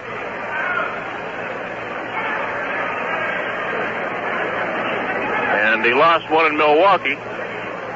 Gave up a 3-run home run by Johnny Vukovic in the 7th. That's when he came in to relieve Steve Klein. Lost that ball game. So Sparky Lyle is in.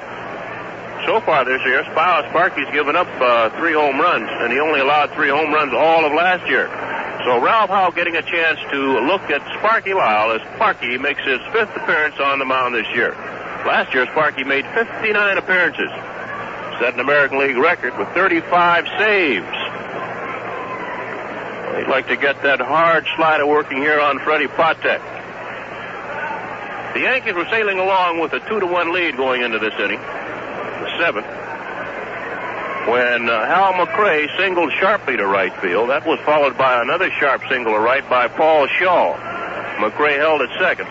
Then Fran Healy bunted, sacrificed successfully back to Klein. Both runners advancing. So there's one out, runners at second and third. And here's Freddie Patek in against Sparky Lyle. Let's see how the Yankees play this. First of all, they're going to pitch to Patek. They're going to make him swing the bat. Nettles in close at third, so is Felipe Alou at first. Michael and Clark are at their normal position. Sparky Lyle's over the head, and here's the first pitch. High, a ball. McRae at third. Shaw down at second with one out here in the top of the seventh. The Yankees ahead 2-1. Now Patek looks down at third. Dunlop gives him the sign. Lyle with that big chaw tobacco in his left cheek nods agreement. Pumps and deals a 1-0 pitch. Called strike at 1-1. On deck is Bobby Floyd. Now Lyle back off the backside of the mound. Goes to his mouth. Goes to the rosin bag. To the cap. Now he's back on. Runners lead. McRae from third. Shaw from second. Lyle looks over at McRae. Looks back in. Doesn't like the sign. Wants a new one. Gets it. Likes it. Now time's called. Patek backs up. Bill Haller, the home plate umpire, calls time. War of nerves going on between Lyle, the pitcher, and Patek, the hitter. Now we're ready. Here's the 1-1 pitch coming down to Patek. Inside a ball. It's 2 balls and a strike. Lyle wanted that pitch. The count, Bucky Lyle. Trying to pick up his first save of the year. He picked up 35 last year. Set a new American League record. And this is a tough situation. Yankees ahead 2-1. 1 out. McRae from third. Shaw leads from second. Lyle likes the sign. He winds. The 2-1 pitch to Patek. Swung on, chopped foul outside of third, and it's 2-2. Sparky Lyle trying to regain the form he had last year when he was the number 1 pitcher in the American League, possibly the number 1 pitcher, relief pitcher in all of baseball. That guy over Cincinnati had a pretty good year. Clay Carroll.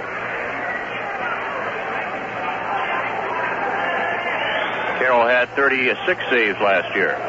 Here's a 2-2 pitch now to Patek.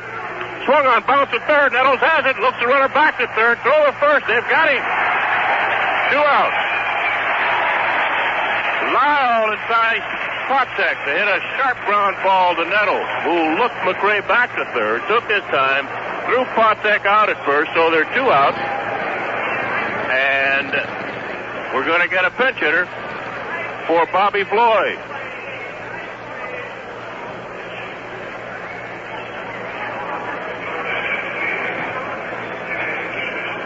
Kurt Bavacqua. The Royals acquired from the Cleveland Indians. Will bat for Bobby Floyd.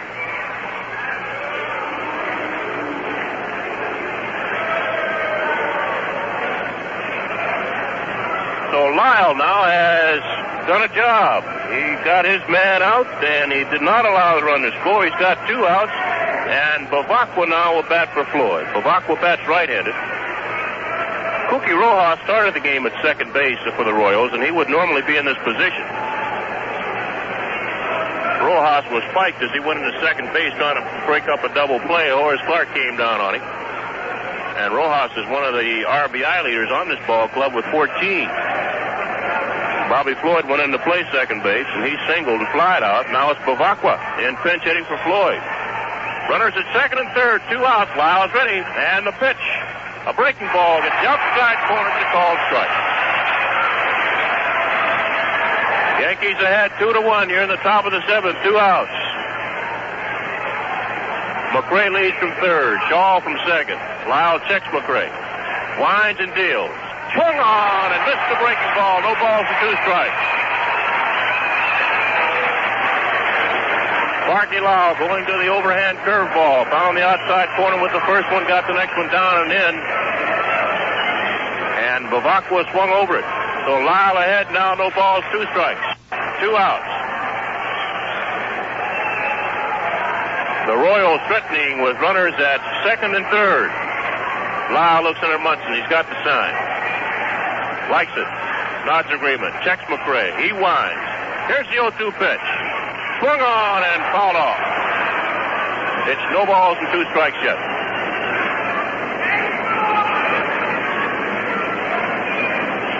Lyle on the back part of the mound gets a rosin. Sparky came in this inning with runners at second and third, one out. He got Patek to bounce to third. Nettles held McCray at third, threw Patek out for the second out. Now the count, no balls and 2 strikes on Bavacqua, batting for Floyd. Here's the one. The 0-2 pitch. Swung on, hit on the ground to short. Charged by Michael. He's got it, throws to first, and they've got him there for the third out. Marky Lyle has come into the ball game, and he's done a job. Oh, that's it for the Royals. No runs on 2 hits, and he leaves 2 men on base. In the middle of the 7th, the Yankees 2, the Kansas City Royals 1.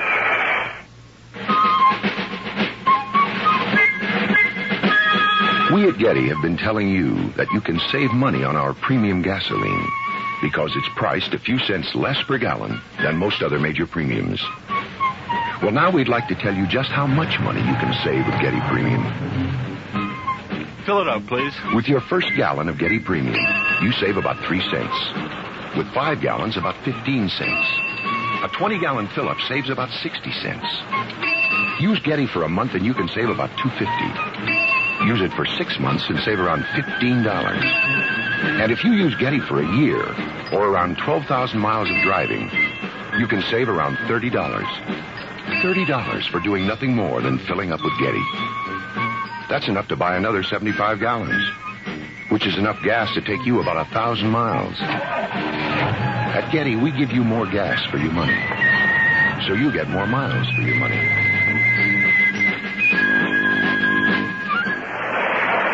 Well, Kurt Bavacqua, who batted for Bobby Floyd, stays in the ballgame to play second base. So you can mark that defensive change down. And we go to the bottom half of the 7th inning. Yankees leading 2-1. And the top of the order, here's Bill. All right, Frank, the first pitch in to Horace Clark is a breaking ball. It's a called strike. Mike Jackson on the mound for the Royals. Ken Wright started. He only lasted an inning and a third. Clark lines the next pitch to left field. It's going to be a fair ball. It bounces into the seats for a ground rule double. Horace Clark hit an 0-1 curveball and lined it down the left field line, just hit inside the line and pounded into the stand. So Clark leads the Yankees 7th off by doubling, and here's Roy White. Bill, that's the first hit the Yankees have had off the left-hander Mike Jackson, and their 4th hit in the ball game. Let's see now. White in there batting right-handed. Royals expecting a bunt. Here's the stretch and the pitch. Too low ball. White did not offer to bunt. Shaw, the third baseman's in close, and Mayberry, the first baseman, edged in. Now he moves back a couple of steps. Yankees 2, Royals 1 here in the bottom of the 7th. No outs. Clark leading from second. The 1-0 pitch to White. Takes the bunt, takes the bat back. It's too low. Ball 2. White's been up 3 times, officially twice, because he singled to right field. He's walked, and he got on an error. So he is 1 for 2. 2-0 pitch to White. Swung on and fouled off. It's 2-1. On deck is Matty Lou. Yankees ahead by a score of 2-1 here in the bottom of the 7th. Horace Clark led the inning off by doubling into the left field corner. 2-1 pitch. Outside ball. 3-1. Now time's call. Healy wants to talk to Jackson. Yankees picked up their 2 runs back in the 2nd inning. Ron Bloomberg walked after Munson bounced out and Callison fouled out. Gene Michael singled in a run. And then Horace Clark singled in the Yankee 2nd run. Royals picked up their run in the top of the 3rd. Here's the stretch now. 3-1 pitch to White. Breaking ball to call strike 2. Full count. They play White straight away with Otis, the center fielder, a step or 2 over toward right center. Roy batting at 1-8-4. Jackson checks Clark at second. Payoff pitch. Swung on up the middle off Jackson's leg. Over toward third, and Roy White will get a base hit. Horace Clark could not move from second base, but White's on safe at first. Give him an infield hit. White smashed that ball up the middle. It hit Jackson on his leg, bounced over toward Paul Shaw at third. Shaw was moving toward third just in case Clark might be going that way, and he had no chance to recover and make the play. So the Yankees now have runners at first and second here in the 7th. No outs. And the batter's Matty Alou. And Galen Cisco goes out to the mound. And he's joined there by Shaw, the third baseman, his catcher, Fran Healy, and Mike Jackson.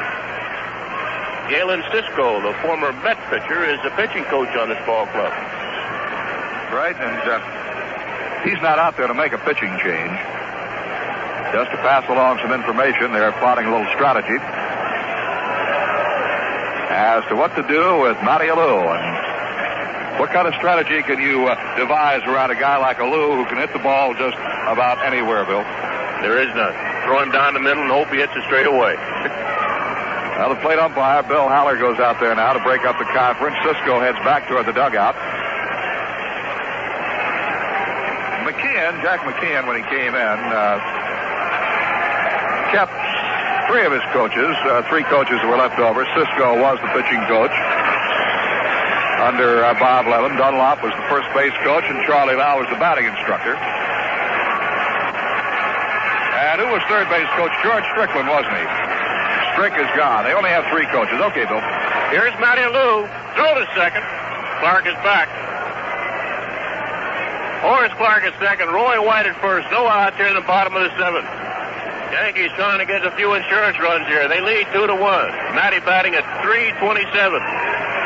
Throw a second again. Clark is back. This time to the shortstop, Botek. I think the Royals are trying to set up a play where Botek will really hustle the third and try to beat Clark there in case of a bunt. Of course, Matty Alou can really handle a bat. If he sees him vacate that spot, he'll go there. Here's a pitch. Swung on and missed. Mayberry really charging from first. He's moving back behind first, looking at Alou. And Matty can pull the ball. We saw that the other day when he hit a two-run homer here.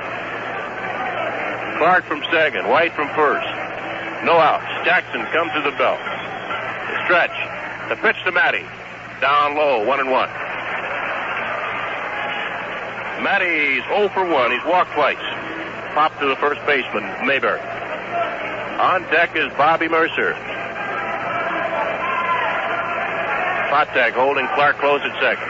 The 1-1 pitch. Called strike two. 1 ball and 2 strikes.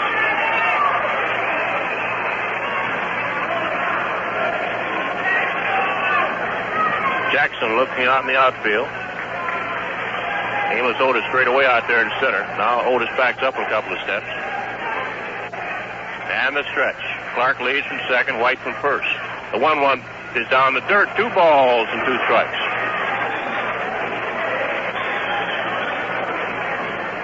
Matty Alou batting at .327.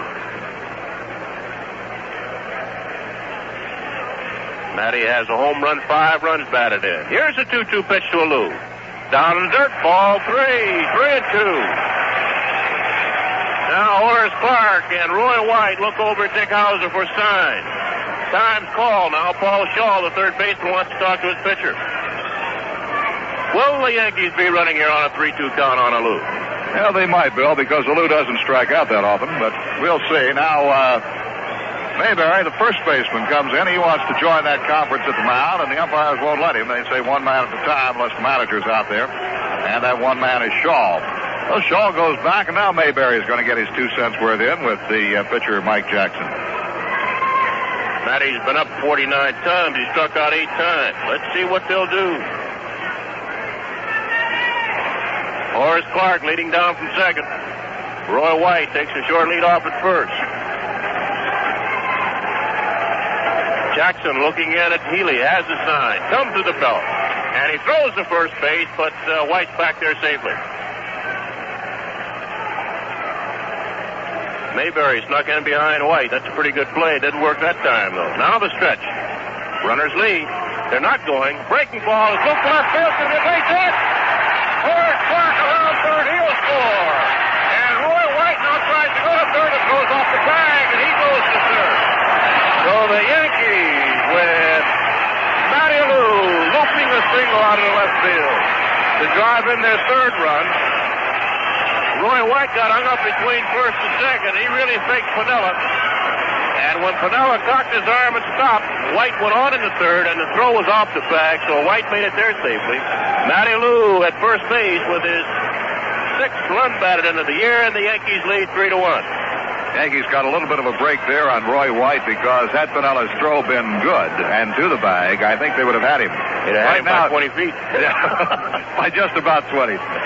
Jack McKeon, the manager, is out there, and he is there to make a pitching change. So Jackson came up with 1, 2, 3, 4, and a third hitless inning. But here in the seventh, Clark's leadoff double, it bounced into the left field seats. White's ground ball off Jackson's leg, and now Matty Allou's little easy swing single out into left center field have driven Jackson from the ball game. And let's see who it is coming in. Tommy Bergmeyer. He's another left-hander, Bergmeyer. He wastes no time. He gets out of the Dotson and runs out to the mound. He wants that baseball, and let's get down to business. So he'll be facing Mercer and Nettles. And then Felipe Alou. With White now at third, there was no error on the last play, incidentally, even though White would not have gone to third had the throw been good.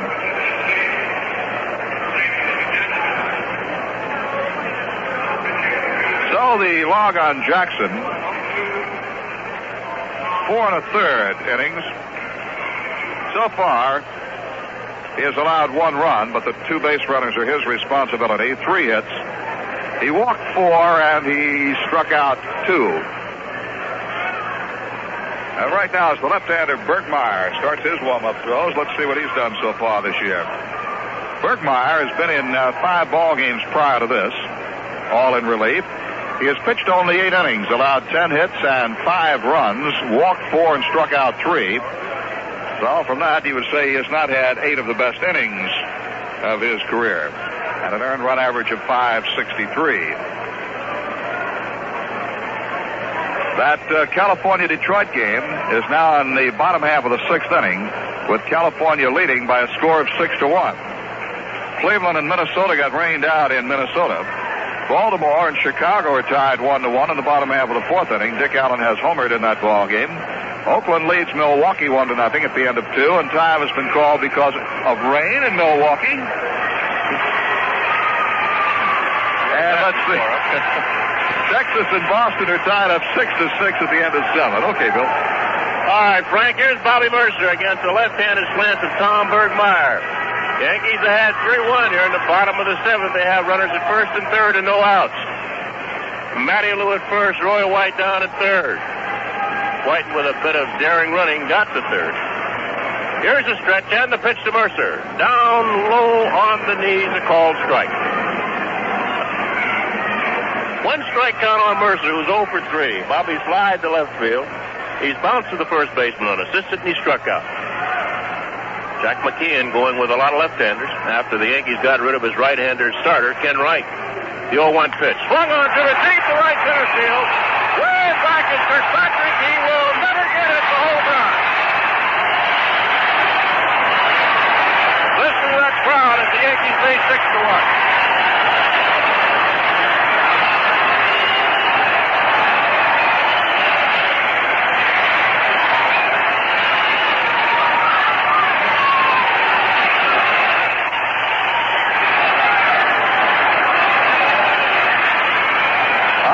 Quite a crowd reaction. Bobby Mercer hitting one into the right center field bleachers.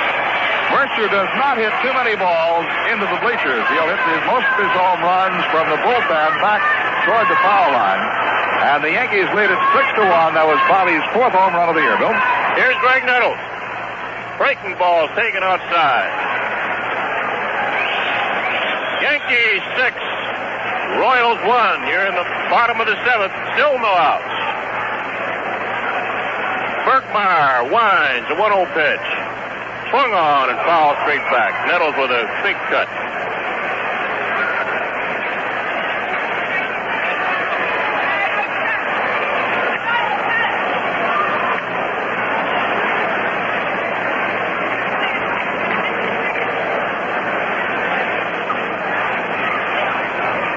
Here's the 1-1 pitch to Nettles. Swung on, popped up in the shallow center field.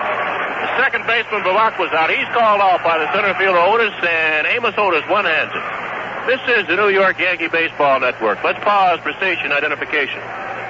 Hope you're enjoying the game. This is Bill Edwardson, the host of Breakfast with Bill. In the morning we have music, we have comedy on the Grub Club, we have Dave Smith on sports.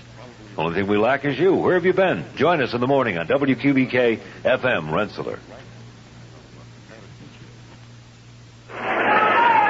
One out, nobody on. Here's Felipe Alou. Pitches inside, backs Felipe off. Yankees ahead 6-1. Picked up 3 quick runs this inning on Bobby Mercer's 4th home run of the year into the right center field seats. The next pitch is hit on the ground to first. Mayberry has it. Takes his time, goes to first base, and Alou is out. 2 outs. Felipe Alou bounces out. Mayberry unassisted. Here's Thurman Munson, the catcher.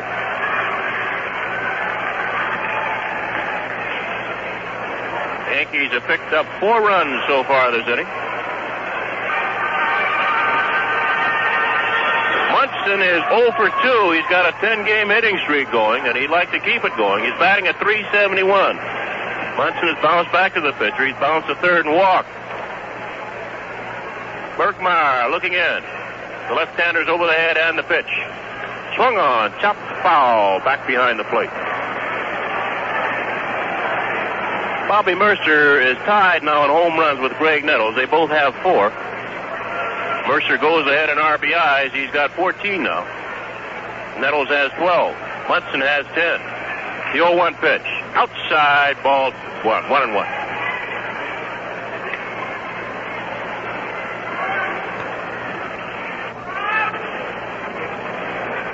Yankees really mashing the ball this inning. A double by Clark. An infield hit by White. RBI single by Alou. And then a 3-run home run over the auxiliary scoreboard out in right center field by Bobby Mercer. Yankees are ahead 6-1. Here's the 1-1 pitch to Munson. Outside, ball 2. It's 2-1. On deck is Celerino Sanchez. They play Munson to hit to the opposite field. It's the left fielder straight away. The 2-1 pitch. Outside, ball 3. 3-1. Left fielder Pinella straight away. The right fielder is near the line and in. And Amos Otis, the center fielder, is 3 or 4 steps over toward right center. So there's a big gap between Pinella and Otis. That's out in left center field. Here's a 3-1 pitch to Munson. Swung on. Hit foul down the right side. It'll be in the mezzanine. Goes to the upper deck. And it's 3-2. Big inning here for the Yankees in the 7th. They've picked up 4 runs to go with the 2 they had in the 2nd. And they lead 6-1. 6 runs on 7 hits. Here's the payoff pitch to Munson. Swung on, fouled off. Straight back, out of play. They continue to pitch Munson outside. Looking at the scoreboard, Chicago leads Baltimore 1-0. They're in the 2nd inning. Boston 6, Texas 3. They're in the 6th inning. And in the 4th inning, California 4, Detroit 0. Cleveland, Minnesota postponed. Payoff pitch to Munson. Swung on, foul back once again the mezzanine.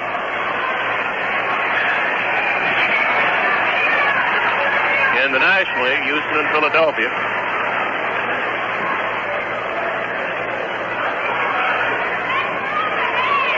Houston, with Philly batting in the last of the 9th. Payoff pitch to Munson. Swung on, hit on the ground in the hole. Partek's got it. The shortstop with a long throw. It's in the dirt past the first baseman. So Munson will be given second base as a fan grabbed that ball as it got back by the screen. So give Munson a base hit. An infield hit. As he hit that ball in the hole, Partek had to go all the way over there. Couldn't throw him out. The throw was in the dirt. Now they're going to call Munson back. Munson gets an infield hit. And they're going to call him back to first base. The first base umpire, Joe Brakeman, originally sent Munson to second because a fan touched the ball. Then Bill Haller, the home plate umpire, went down there. I guess Haller felt that if the ball had stayed in play, John Mayberry would have held Munson at first base, so Thurman's being called back to first.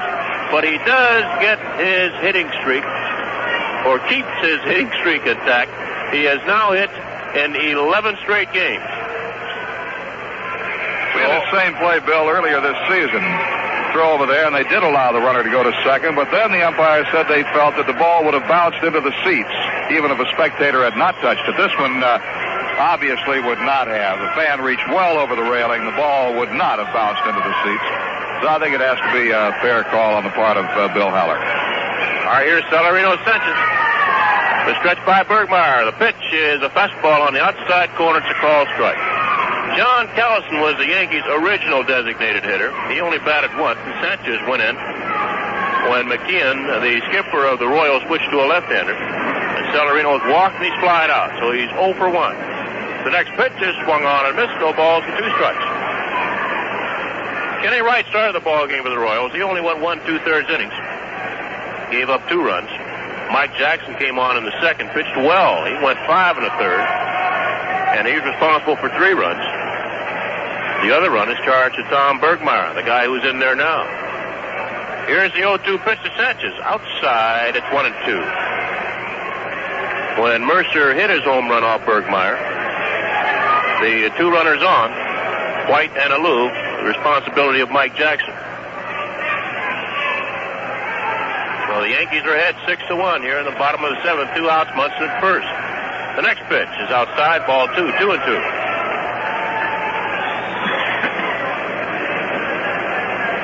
They're playing Sanchez straight away. Well, the White Sox have gone ahead of Baltimore. Dick Allen has hit 2 home runs in that ball game, his 4th and 5th of the year. The next pitch, swung on by Sanchez, and he strikes out. But the Yankees have a big inning.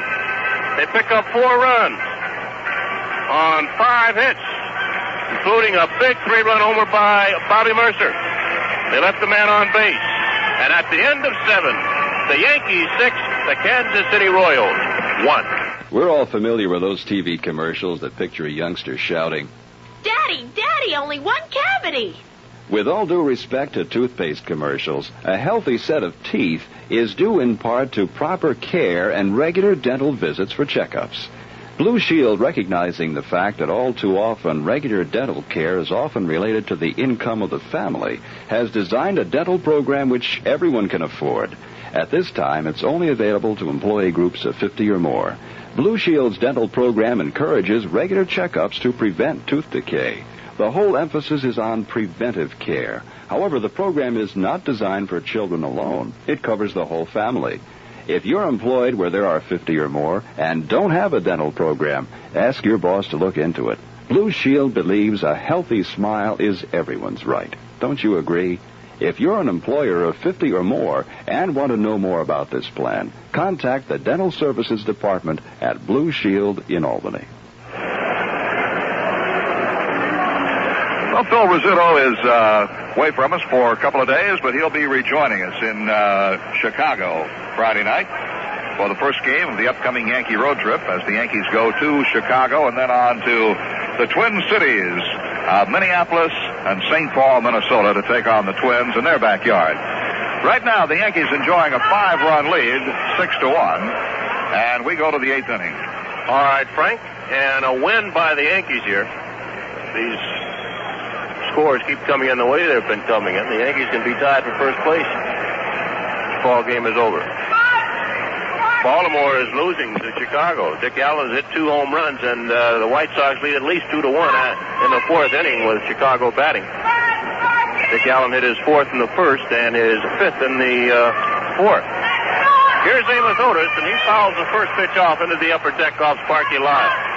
So the White Sox lead Baltimore at least 2-1, with the White Sox still batting in the last half of the 4th inning in their ball game in Chicago. California 6, Detroit 1, with Detroit batting in the bottom of the 6th. The Tigers are playing an even 500 baseball, and Oakland leads Milwaukee 1-0 after 2. And Milwaukee's in 3rd place with a 9-9 record. So the Yankees can jump over everybody. Time has been called in that ball game because of rain in Milwaukee. Her ball's hit in the air to right field. Matty Lou's way back up near the wall. He's got it right in front of the scoreboard in deep right center field. So Otis drives Matty all the way back to the board there to haul in his long fly. There's one away here in the eighth. And in that fourth inning, the White Sox picked up a couple of more runs, and they lead Baltimore 4-1 after 4 full innings of play. Cuellar against Fisher. A couple of home runs in that ball game by Dick Allen, his 4th and 5th of the year. The Yankees' chances of getting into first place improving with each inning. Here's John Mayberry. Lyle over the head, pumps and deals. Sidearm fastball is too low. Mayberry batting at .231, but he leads the American League in runs batted in with 20. He's picked up 1 in this ball game. He's 1 for 2. Lyle over the head, the 1-0 pitch. Swung on and missed it, 1-1. Mayberry trying to hit the ball all the way out of the stadium. On deck is Ed Kirkpatrick. We're in the top of the 8th. The Yankees ahead 6-1. They play Mayberry to pull. Lyle's ready. The 1-1 pitch. Breaking ball, check swing, bounced foul out in front of the plate. As it kicked up, it hit Mayberry on the arm. So it's a ball and 2 strikes. They really play Mayberry to pull. Malou back behind the bag at first. Horace Clark on the grass at second. Michael about 5 steps from first base on the third, from second base on the shortstop side, and Nettles playing wide at third. Here's the 1-2 pitch to Mayberry. Inside, it's 2-2. Matty Lou playing back up on the track in right field in front of the 344-foot sign. Mercer straight away in center. So is White in left. 2-2 pitch. Cold strike 3, got him looking. Sparky Lyle got the outside corner with a hard fastball, tailing away from the left-hander. And there are 2 outs. And here's Ed Kirkpatrick, the right fielder. And the way Lyle has pitched in this ball game, it might be a bigger game for him than the actual win. Lyle had given up 3 home runs in his previous starts. He's making his 5th appearance. He'd only given up 3 home runs in 59 appearances last year. So it looks like Lyle is back. Breaking ball is too low. And with Lyle pitching the way he pitched last year, and with Lindy McDaniel pitching this year as well as he's pitched, be a great boon to the Yankee chances in the American League East. 6 pitches outside. It's 2 balls and no strikes. Yankees ahead by a score of 6-1. They have 6 runs on 8 hits. The Kansas City Royals 1 run on 6 hits. That's 6 on my mind. 2-0 pitch coming down to Kirkpatrick. Call strike. 2-1. Eddie's been up 3 times. He's 1 for 3. Bounce into a force out, bounce into a double play and single. The next pitch is too low. It's 3-1. 2 outs, nobody on here at the top of the 8th. Yankees up by 5. They lead 6-1. Here's the wind by Lyle. The pitch. Swung on and missed, struck him out. Up is 3-2.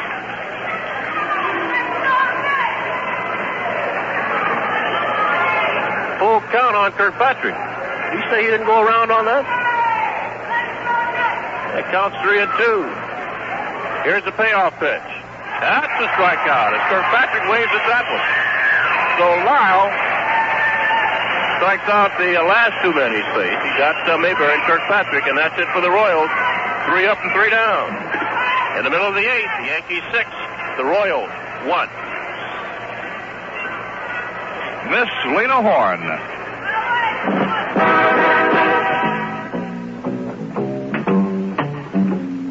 Schaefer is the one beer to have when you're having more than one.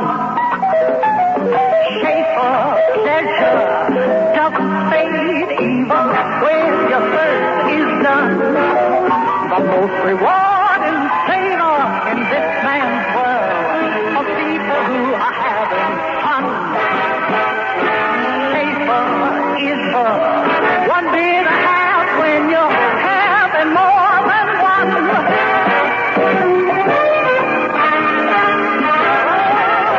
Yes, Schaefer is the one beer to have when you're having more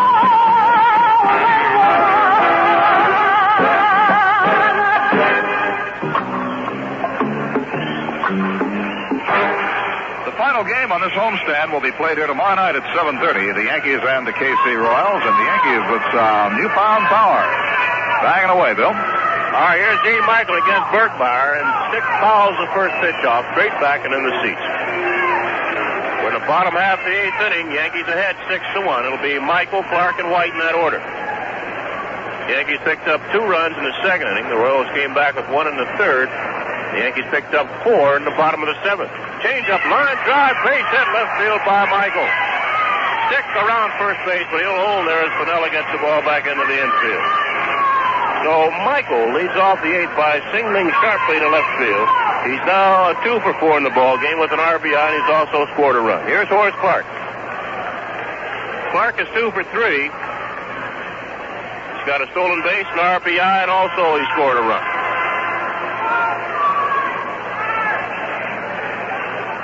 House batting a right-handed against the left-handed Tom Bergmeyer. Mercer's 3-run home run last inning. The big hit so far for the Yankees. Pitch to Clark. Outside, a ball.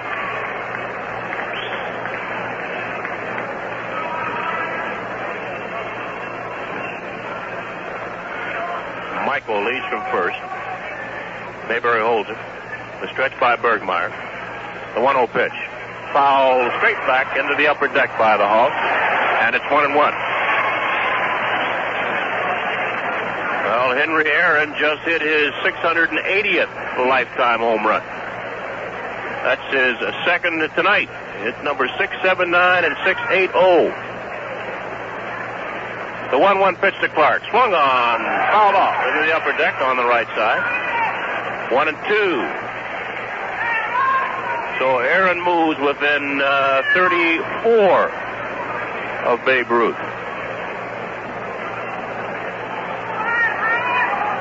His 7th home run this year. Here's a stretch by Bergmeyer. He checks Michael at first. The pitch hit in the air to right center field. Amos Otis is there, and he one-hands it for the first out. Michael goes back to first base.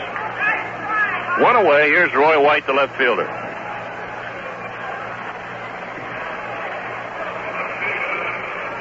White's 2 for 3. A single to right field, an infield hit. When he got on an air, he's also a walk. Yankees 6, Royals 1, bottom of the 8th, 1 out, Michael at first base. Matty Lou leading in the on-deck circle. Here's a pitch to White. And Bergmeyer misses outside with a fastball. Royals with the infield back looking for 2 here. They're down by 5. Yankees ahead 6-1. White batting at 195. The next pitch. Swung on, fouled straight back.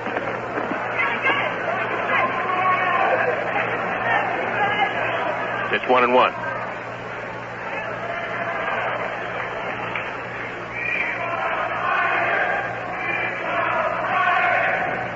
Here's a stretch. The 1-1 pitch to White. Curveball hit in the air to right center. Out there is Fitzpatrick. He's under. He's got it. Kirkpatrick's over there and under. He's got it. 2 outs.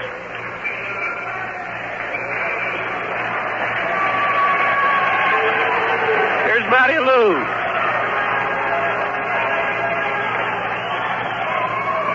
Michael is still at first base. So Lou is 1 for 2. He's walked twice. Popped to the first baseman. Drove in a run with a single left field. That was a key single Matty got back in the 2nd. In the 7th inning. Yankees had runners at the 2nd and 1st, and Lou looped the ball into left center, scoring one of them. The first pitch from Bergmeyer finds the outside corner. It's a strike. Matty hitting from a closed stance, chokes way up on the bat. Bergmeyer comes to the belt. The 0-1 pitch. Breaking ball popped up behind the plate. Healy's back. He's hustling back, and he's got it. So Lou fouls out to Fran Healy, back by the screen. And that's it for the Yankees here in the 8th. No runs on 1 hit, and they leave a base runner. After 8 full innings of play, the Yankees lead the Royals by a score of 6-1. By Motorola. Hi, Yankee fans. This is Bill Edwardson. And Jack Hopke here, enjoying a show on a beautiful Quasar portable color TV by Motorola. The Instamatic color tuning button automatically balances the color intensity, the hue, the brightness, and the contrast, and even activates the fine tuning. And there's no waiting for your color TV enjoyment. As soon as you turn on this Motorola Quasar portable TV, the picture and sound come on immediately. Now, these are only a few of the reasons to buy a Quasar portable color TV by Motorola. Especially, Bill, when it can be yours for only $369.95. By Motorola. Motorola television products are available at Frazier's Radio and TV Service, 14 Van Rensselaer Road in Albany, phone 489-8214. At Jack's TV Service, RD4 Box 15, Mechanicville, phone 371-7420. And at the TV Clinic, 2557 Hamburg Street in Schenectady, phone 355-0812. For the KC Royals. And as we go along here, Bill, let me cut in once in a while with a few scores, catch everybody up to date. Right now, California leads Detroit 6-1. They're in the bottom half of the seventh inning. Bill Singer for the Angels, Woody Fryman, Tommy Timmerman, and now Laren LeGros pitching for Detroit. Cleveland and Minnesota got rained out. Chicago 4, Baltimore 1 at the end of 4. A couple of home runs by Dick Allen, and Ed Herman has also homered for Chicago. So they're long balling Cuellar tonight, and Eddie Fisher, the knuckleballer, trying to make him hold up. All right, Frank, here's Lou Piniella leading off for the Royals. We're at the top of the ninth. Yankees ahead 6-1. Lyle throws a breaking ball that's too high. Piniella's 0 for 3. He's bounced out twice, and he's bounced into a fielder's choice. That's right-handed, hits from a closed stance. Lyle over the head. The pitch. Swung on and missed 1-1. Milwaukee 3, Oakland 2 in the bottom half of the fourth inning. Gene Tennis is homered there for Oakland. And that Texas-Boston game is in the eighth inning, tied 6-6 at Fenway Park.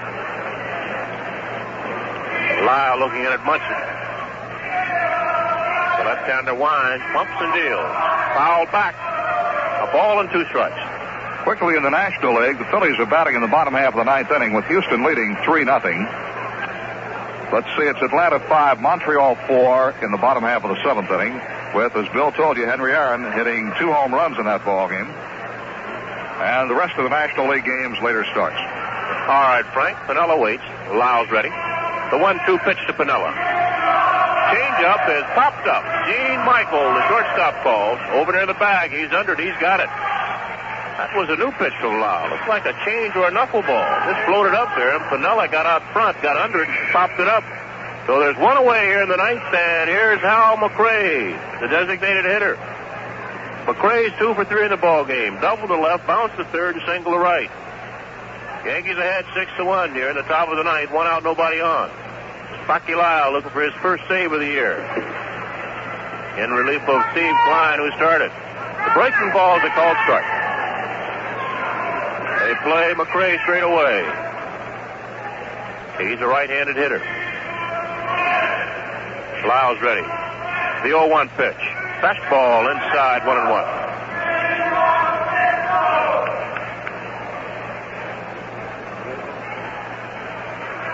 One count on McRae.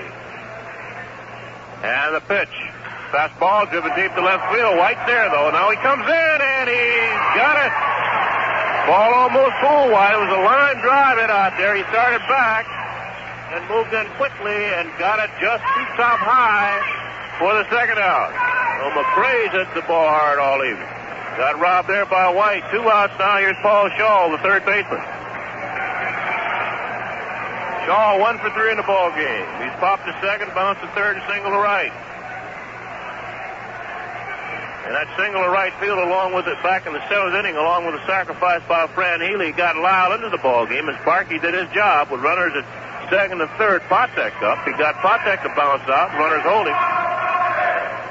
The ball's too high to Shaw. Then he got Bavacqua pinch hitting for Floyd to bounce out and got out of the inning.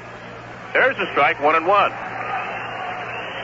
And since then, Lyle has retired 7 straight batters. So it looks like Lyle of last year.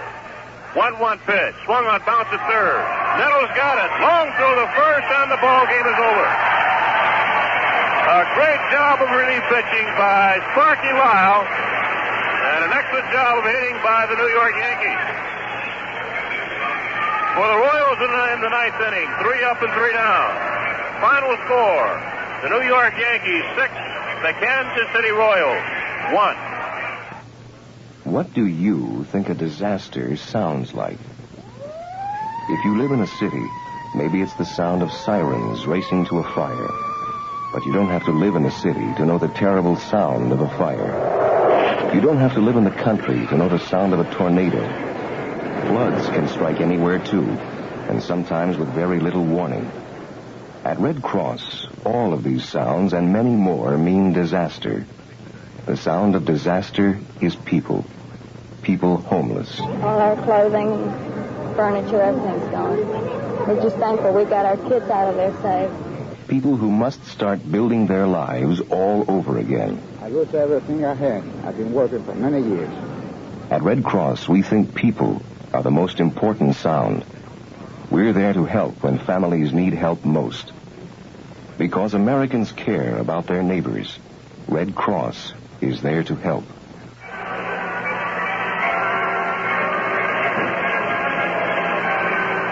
Here are the totals on the ball game. For the New York Yankees, 6 runs on 9 hits. They committed 1 error. Kansas City, 1 run, 6 hits, and they committed 2 errors. Steve Klein, the winner, evens his record at 2 wins and 2 losses. And Ken Wright, who started for the Kansas City Royals, was the loser. His record is 1 win and 1 defeat.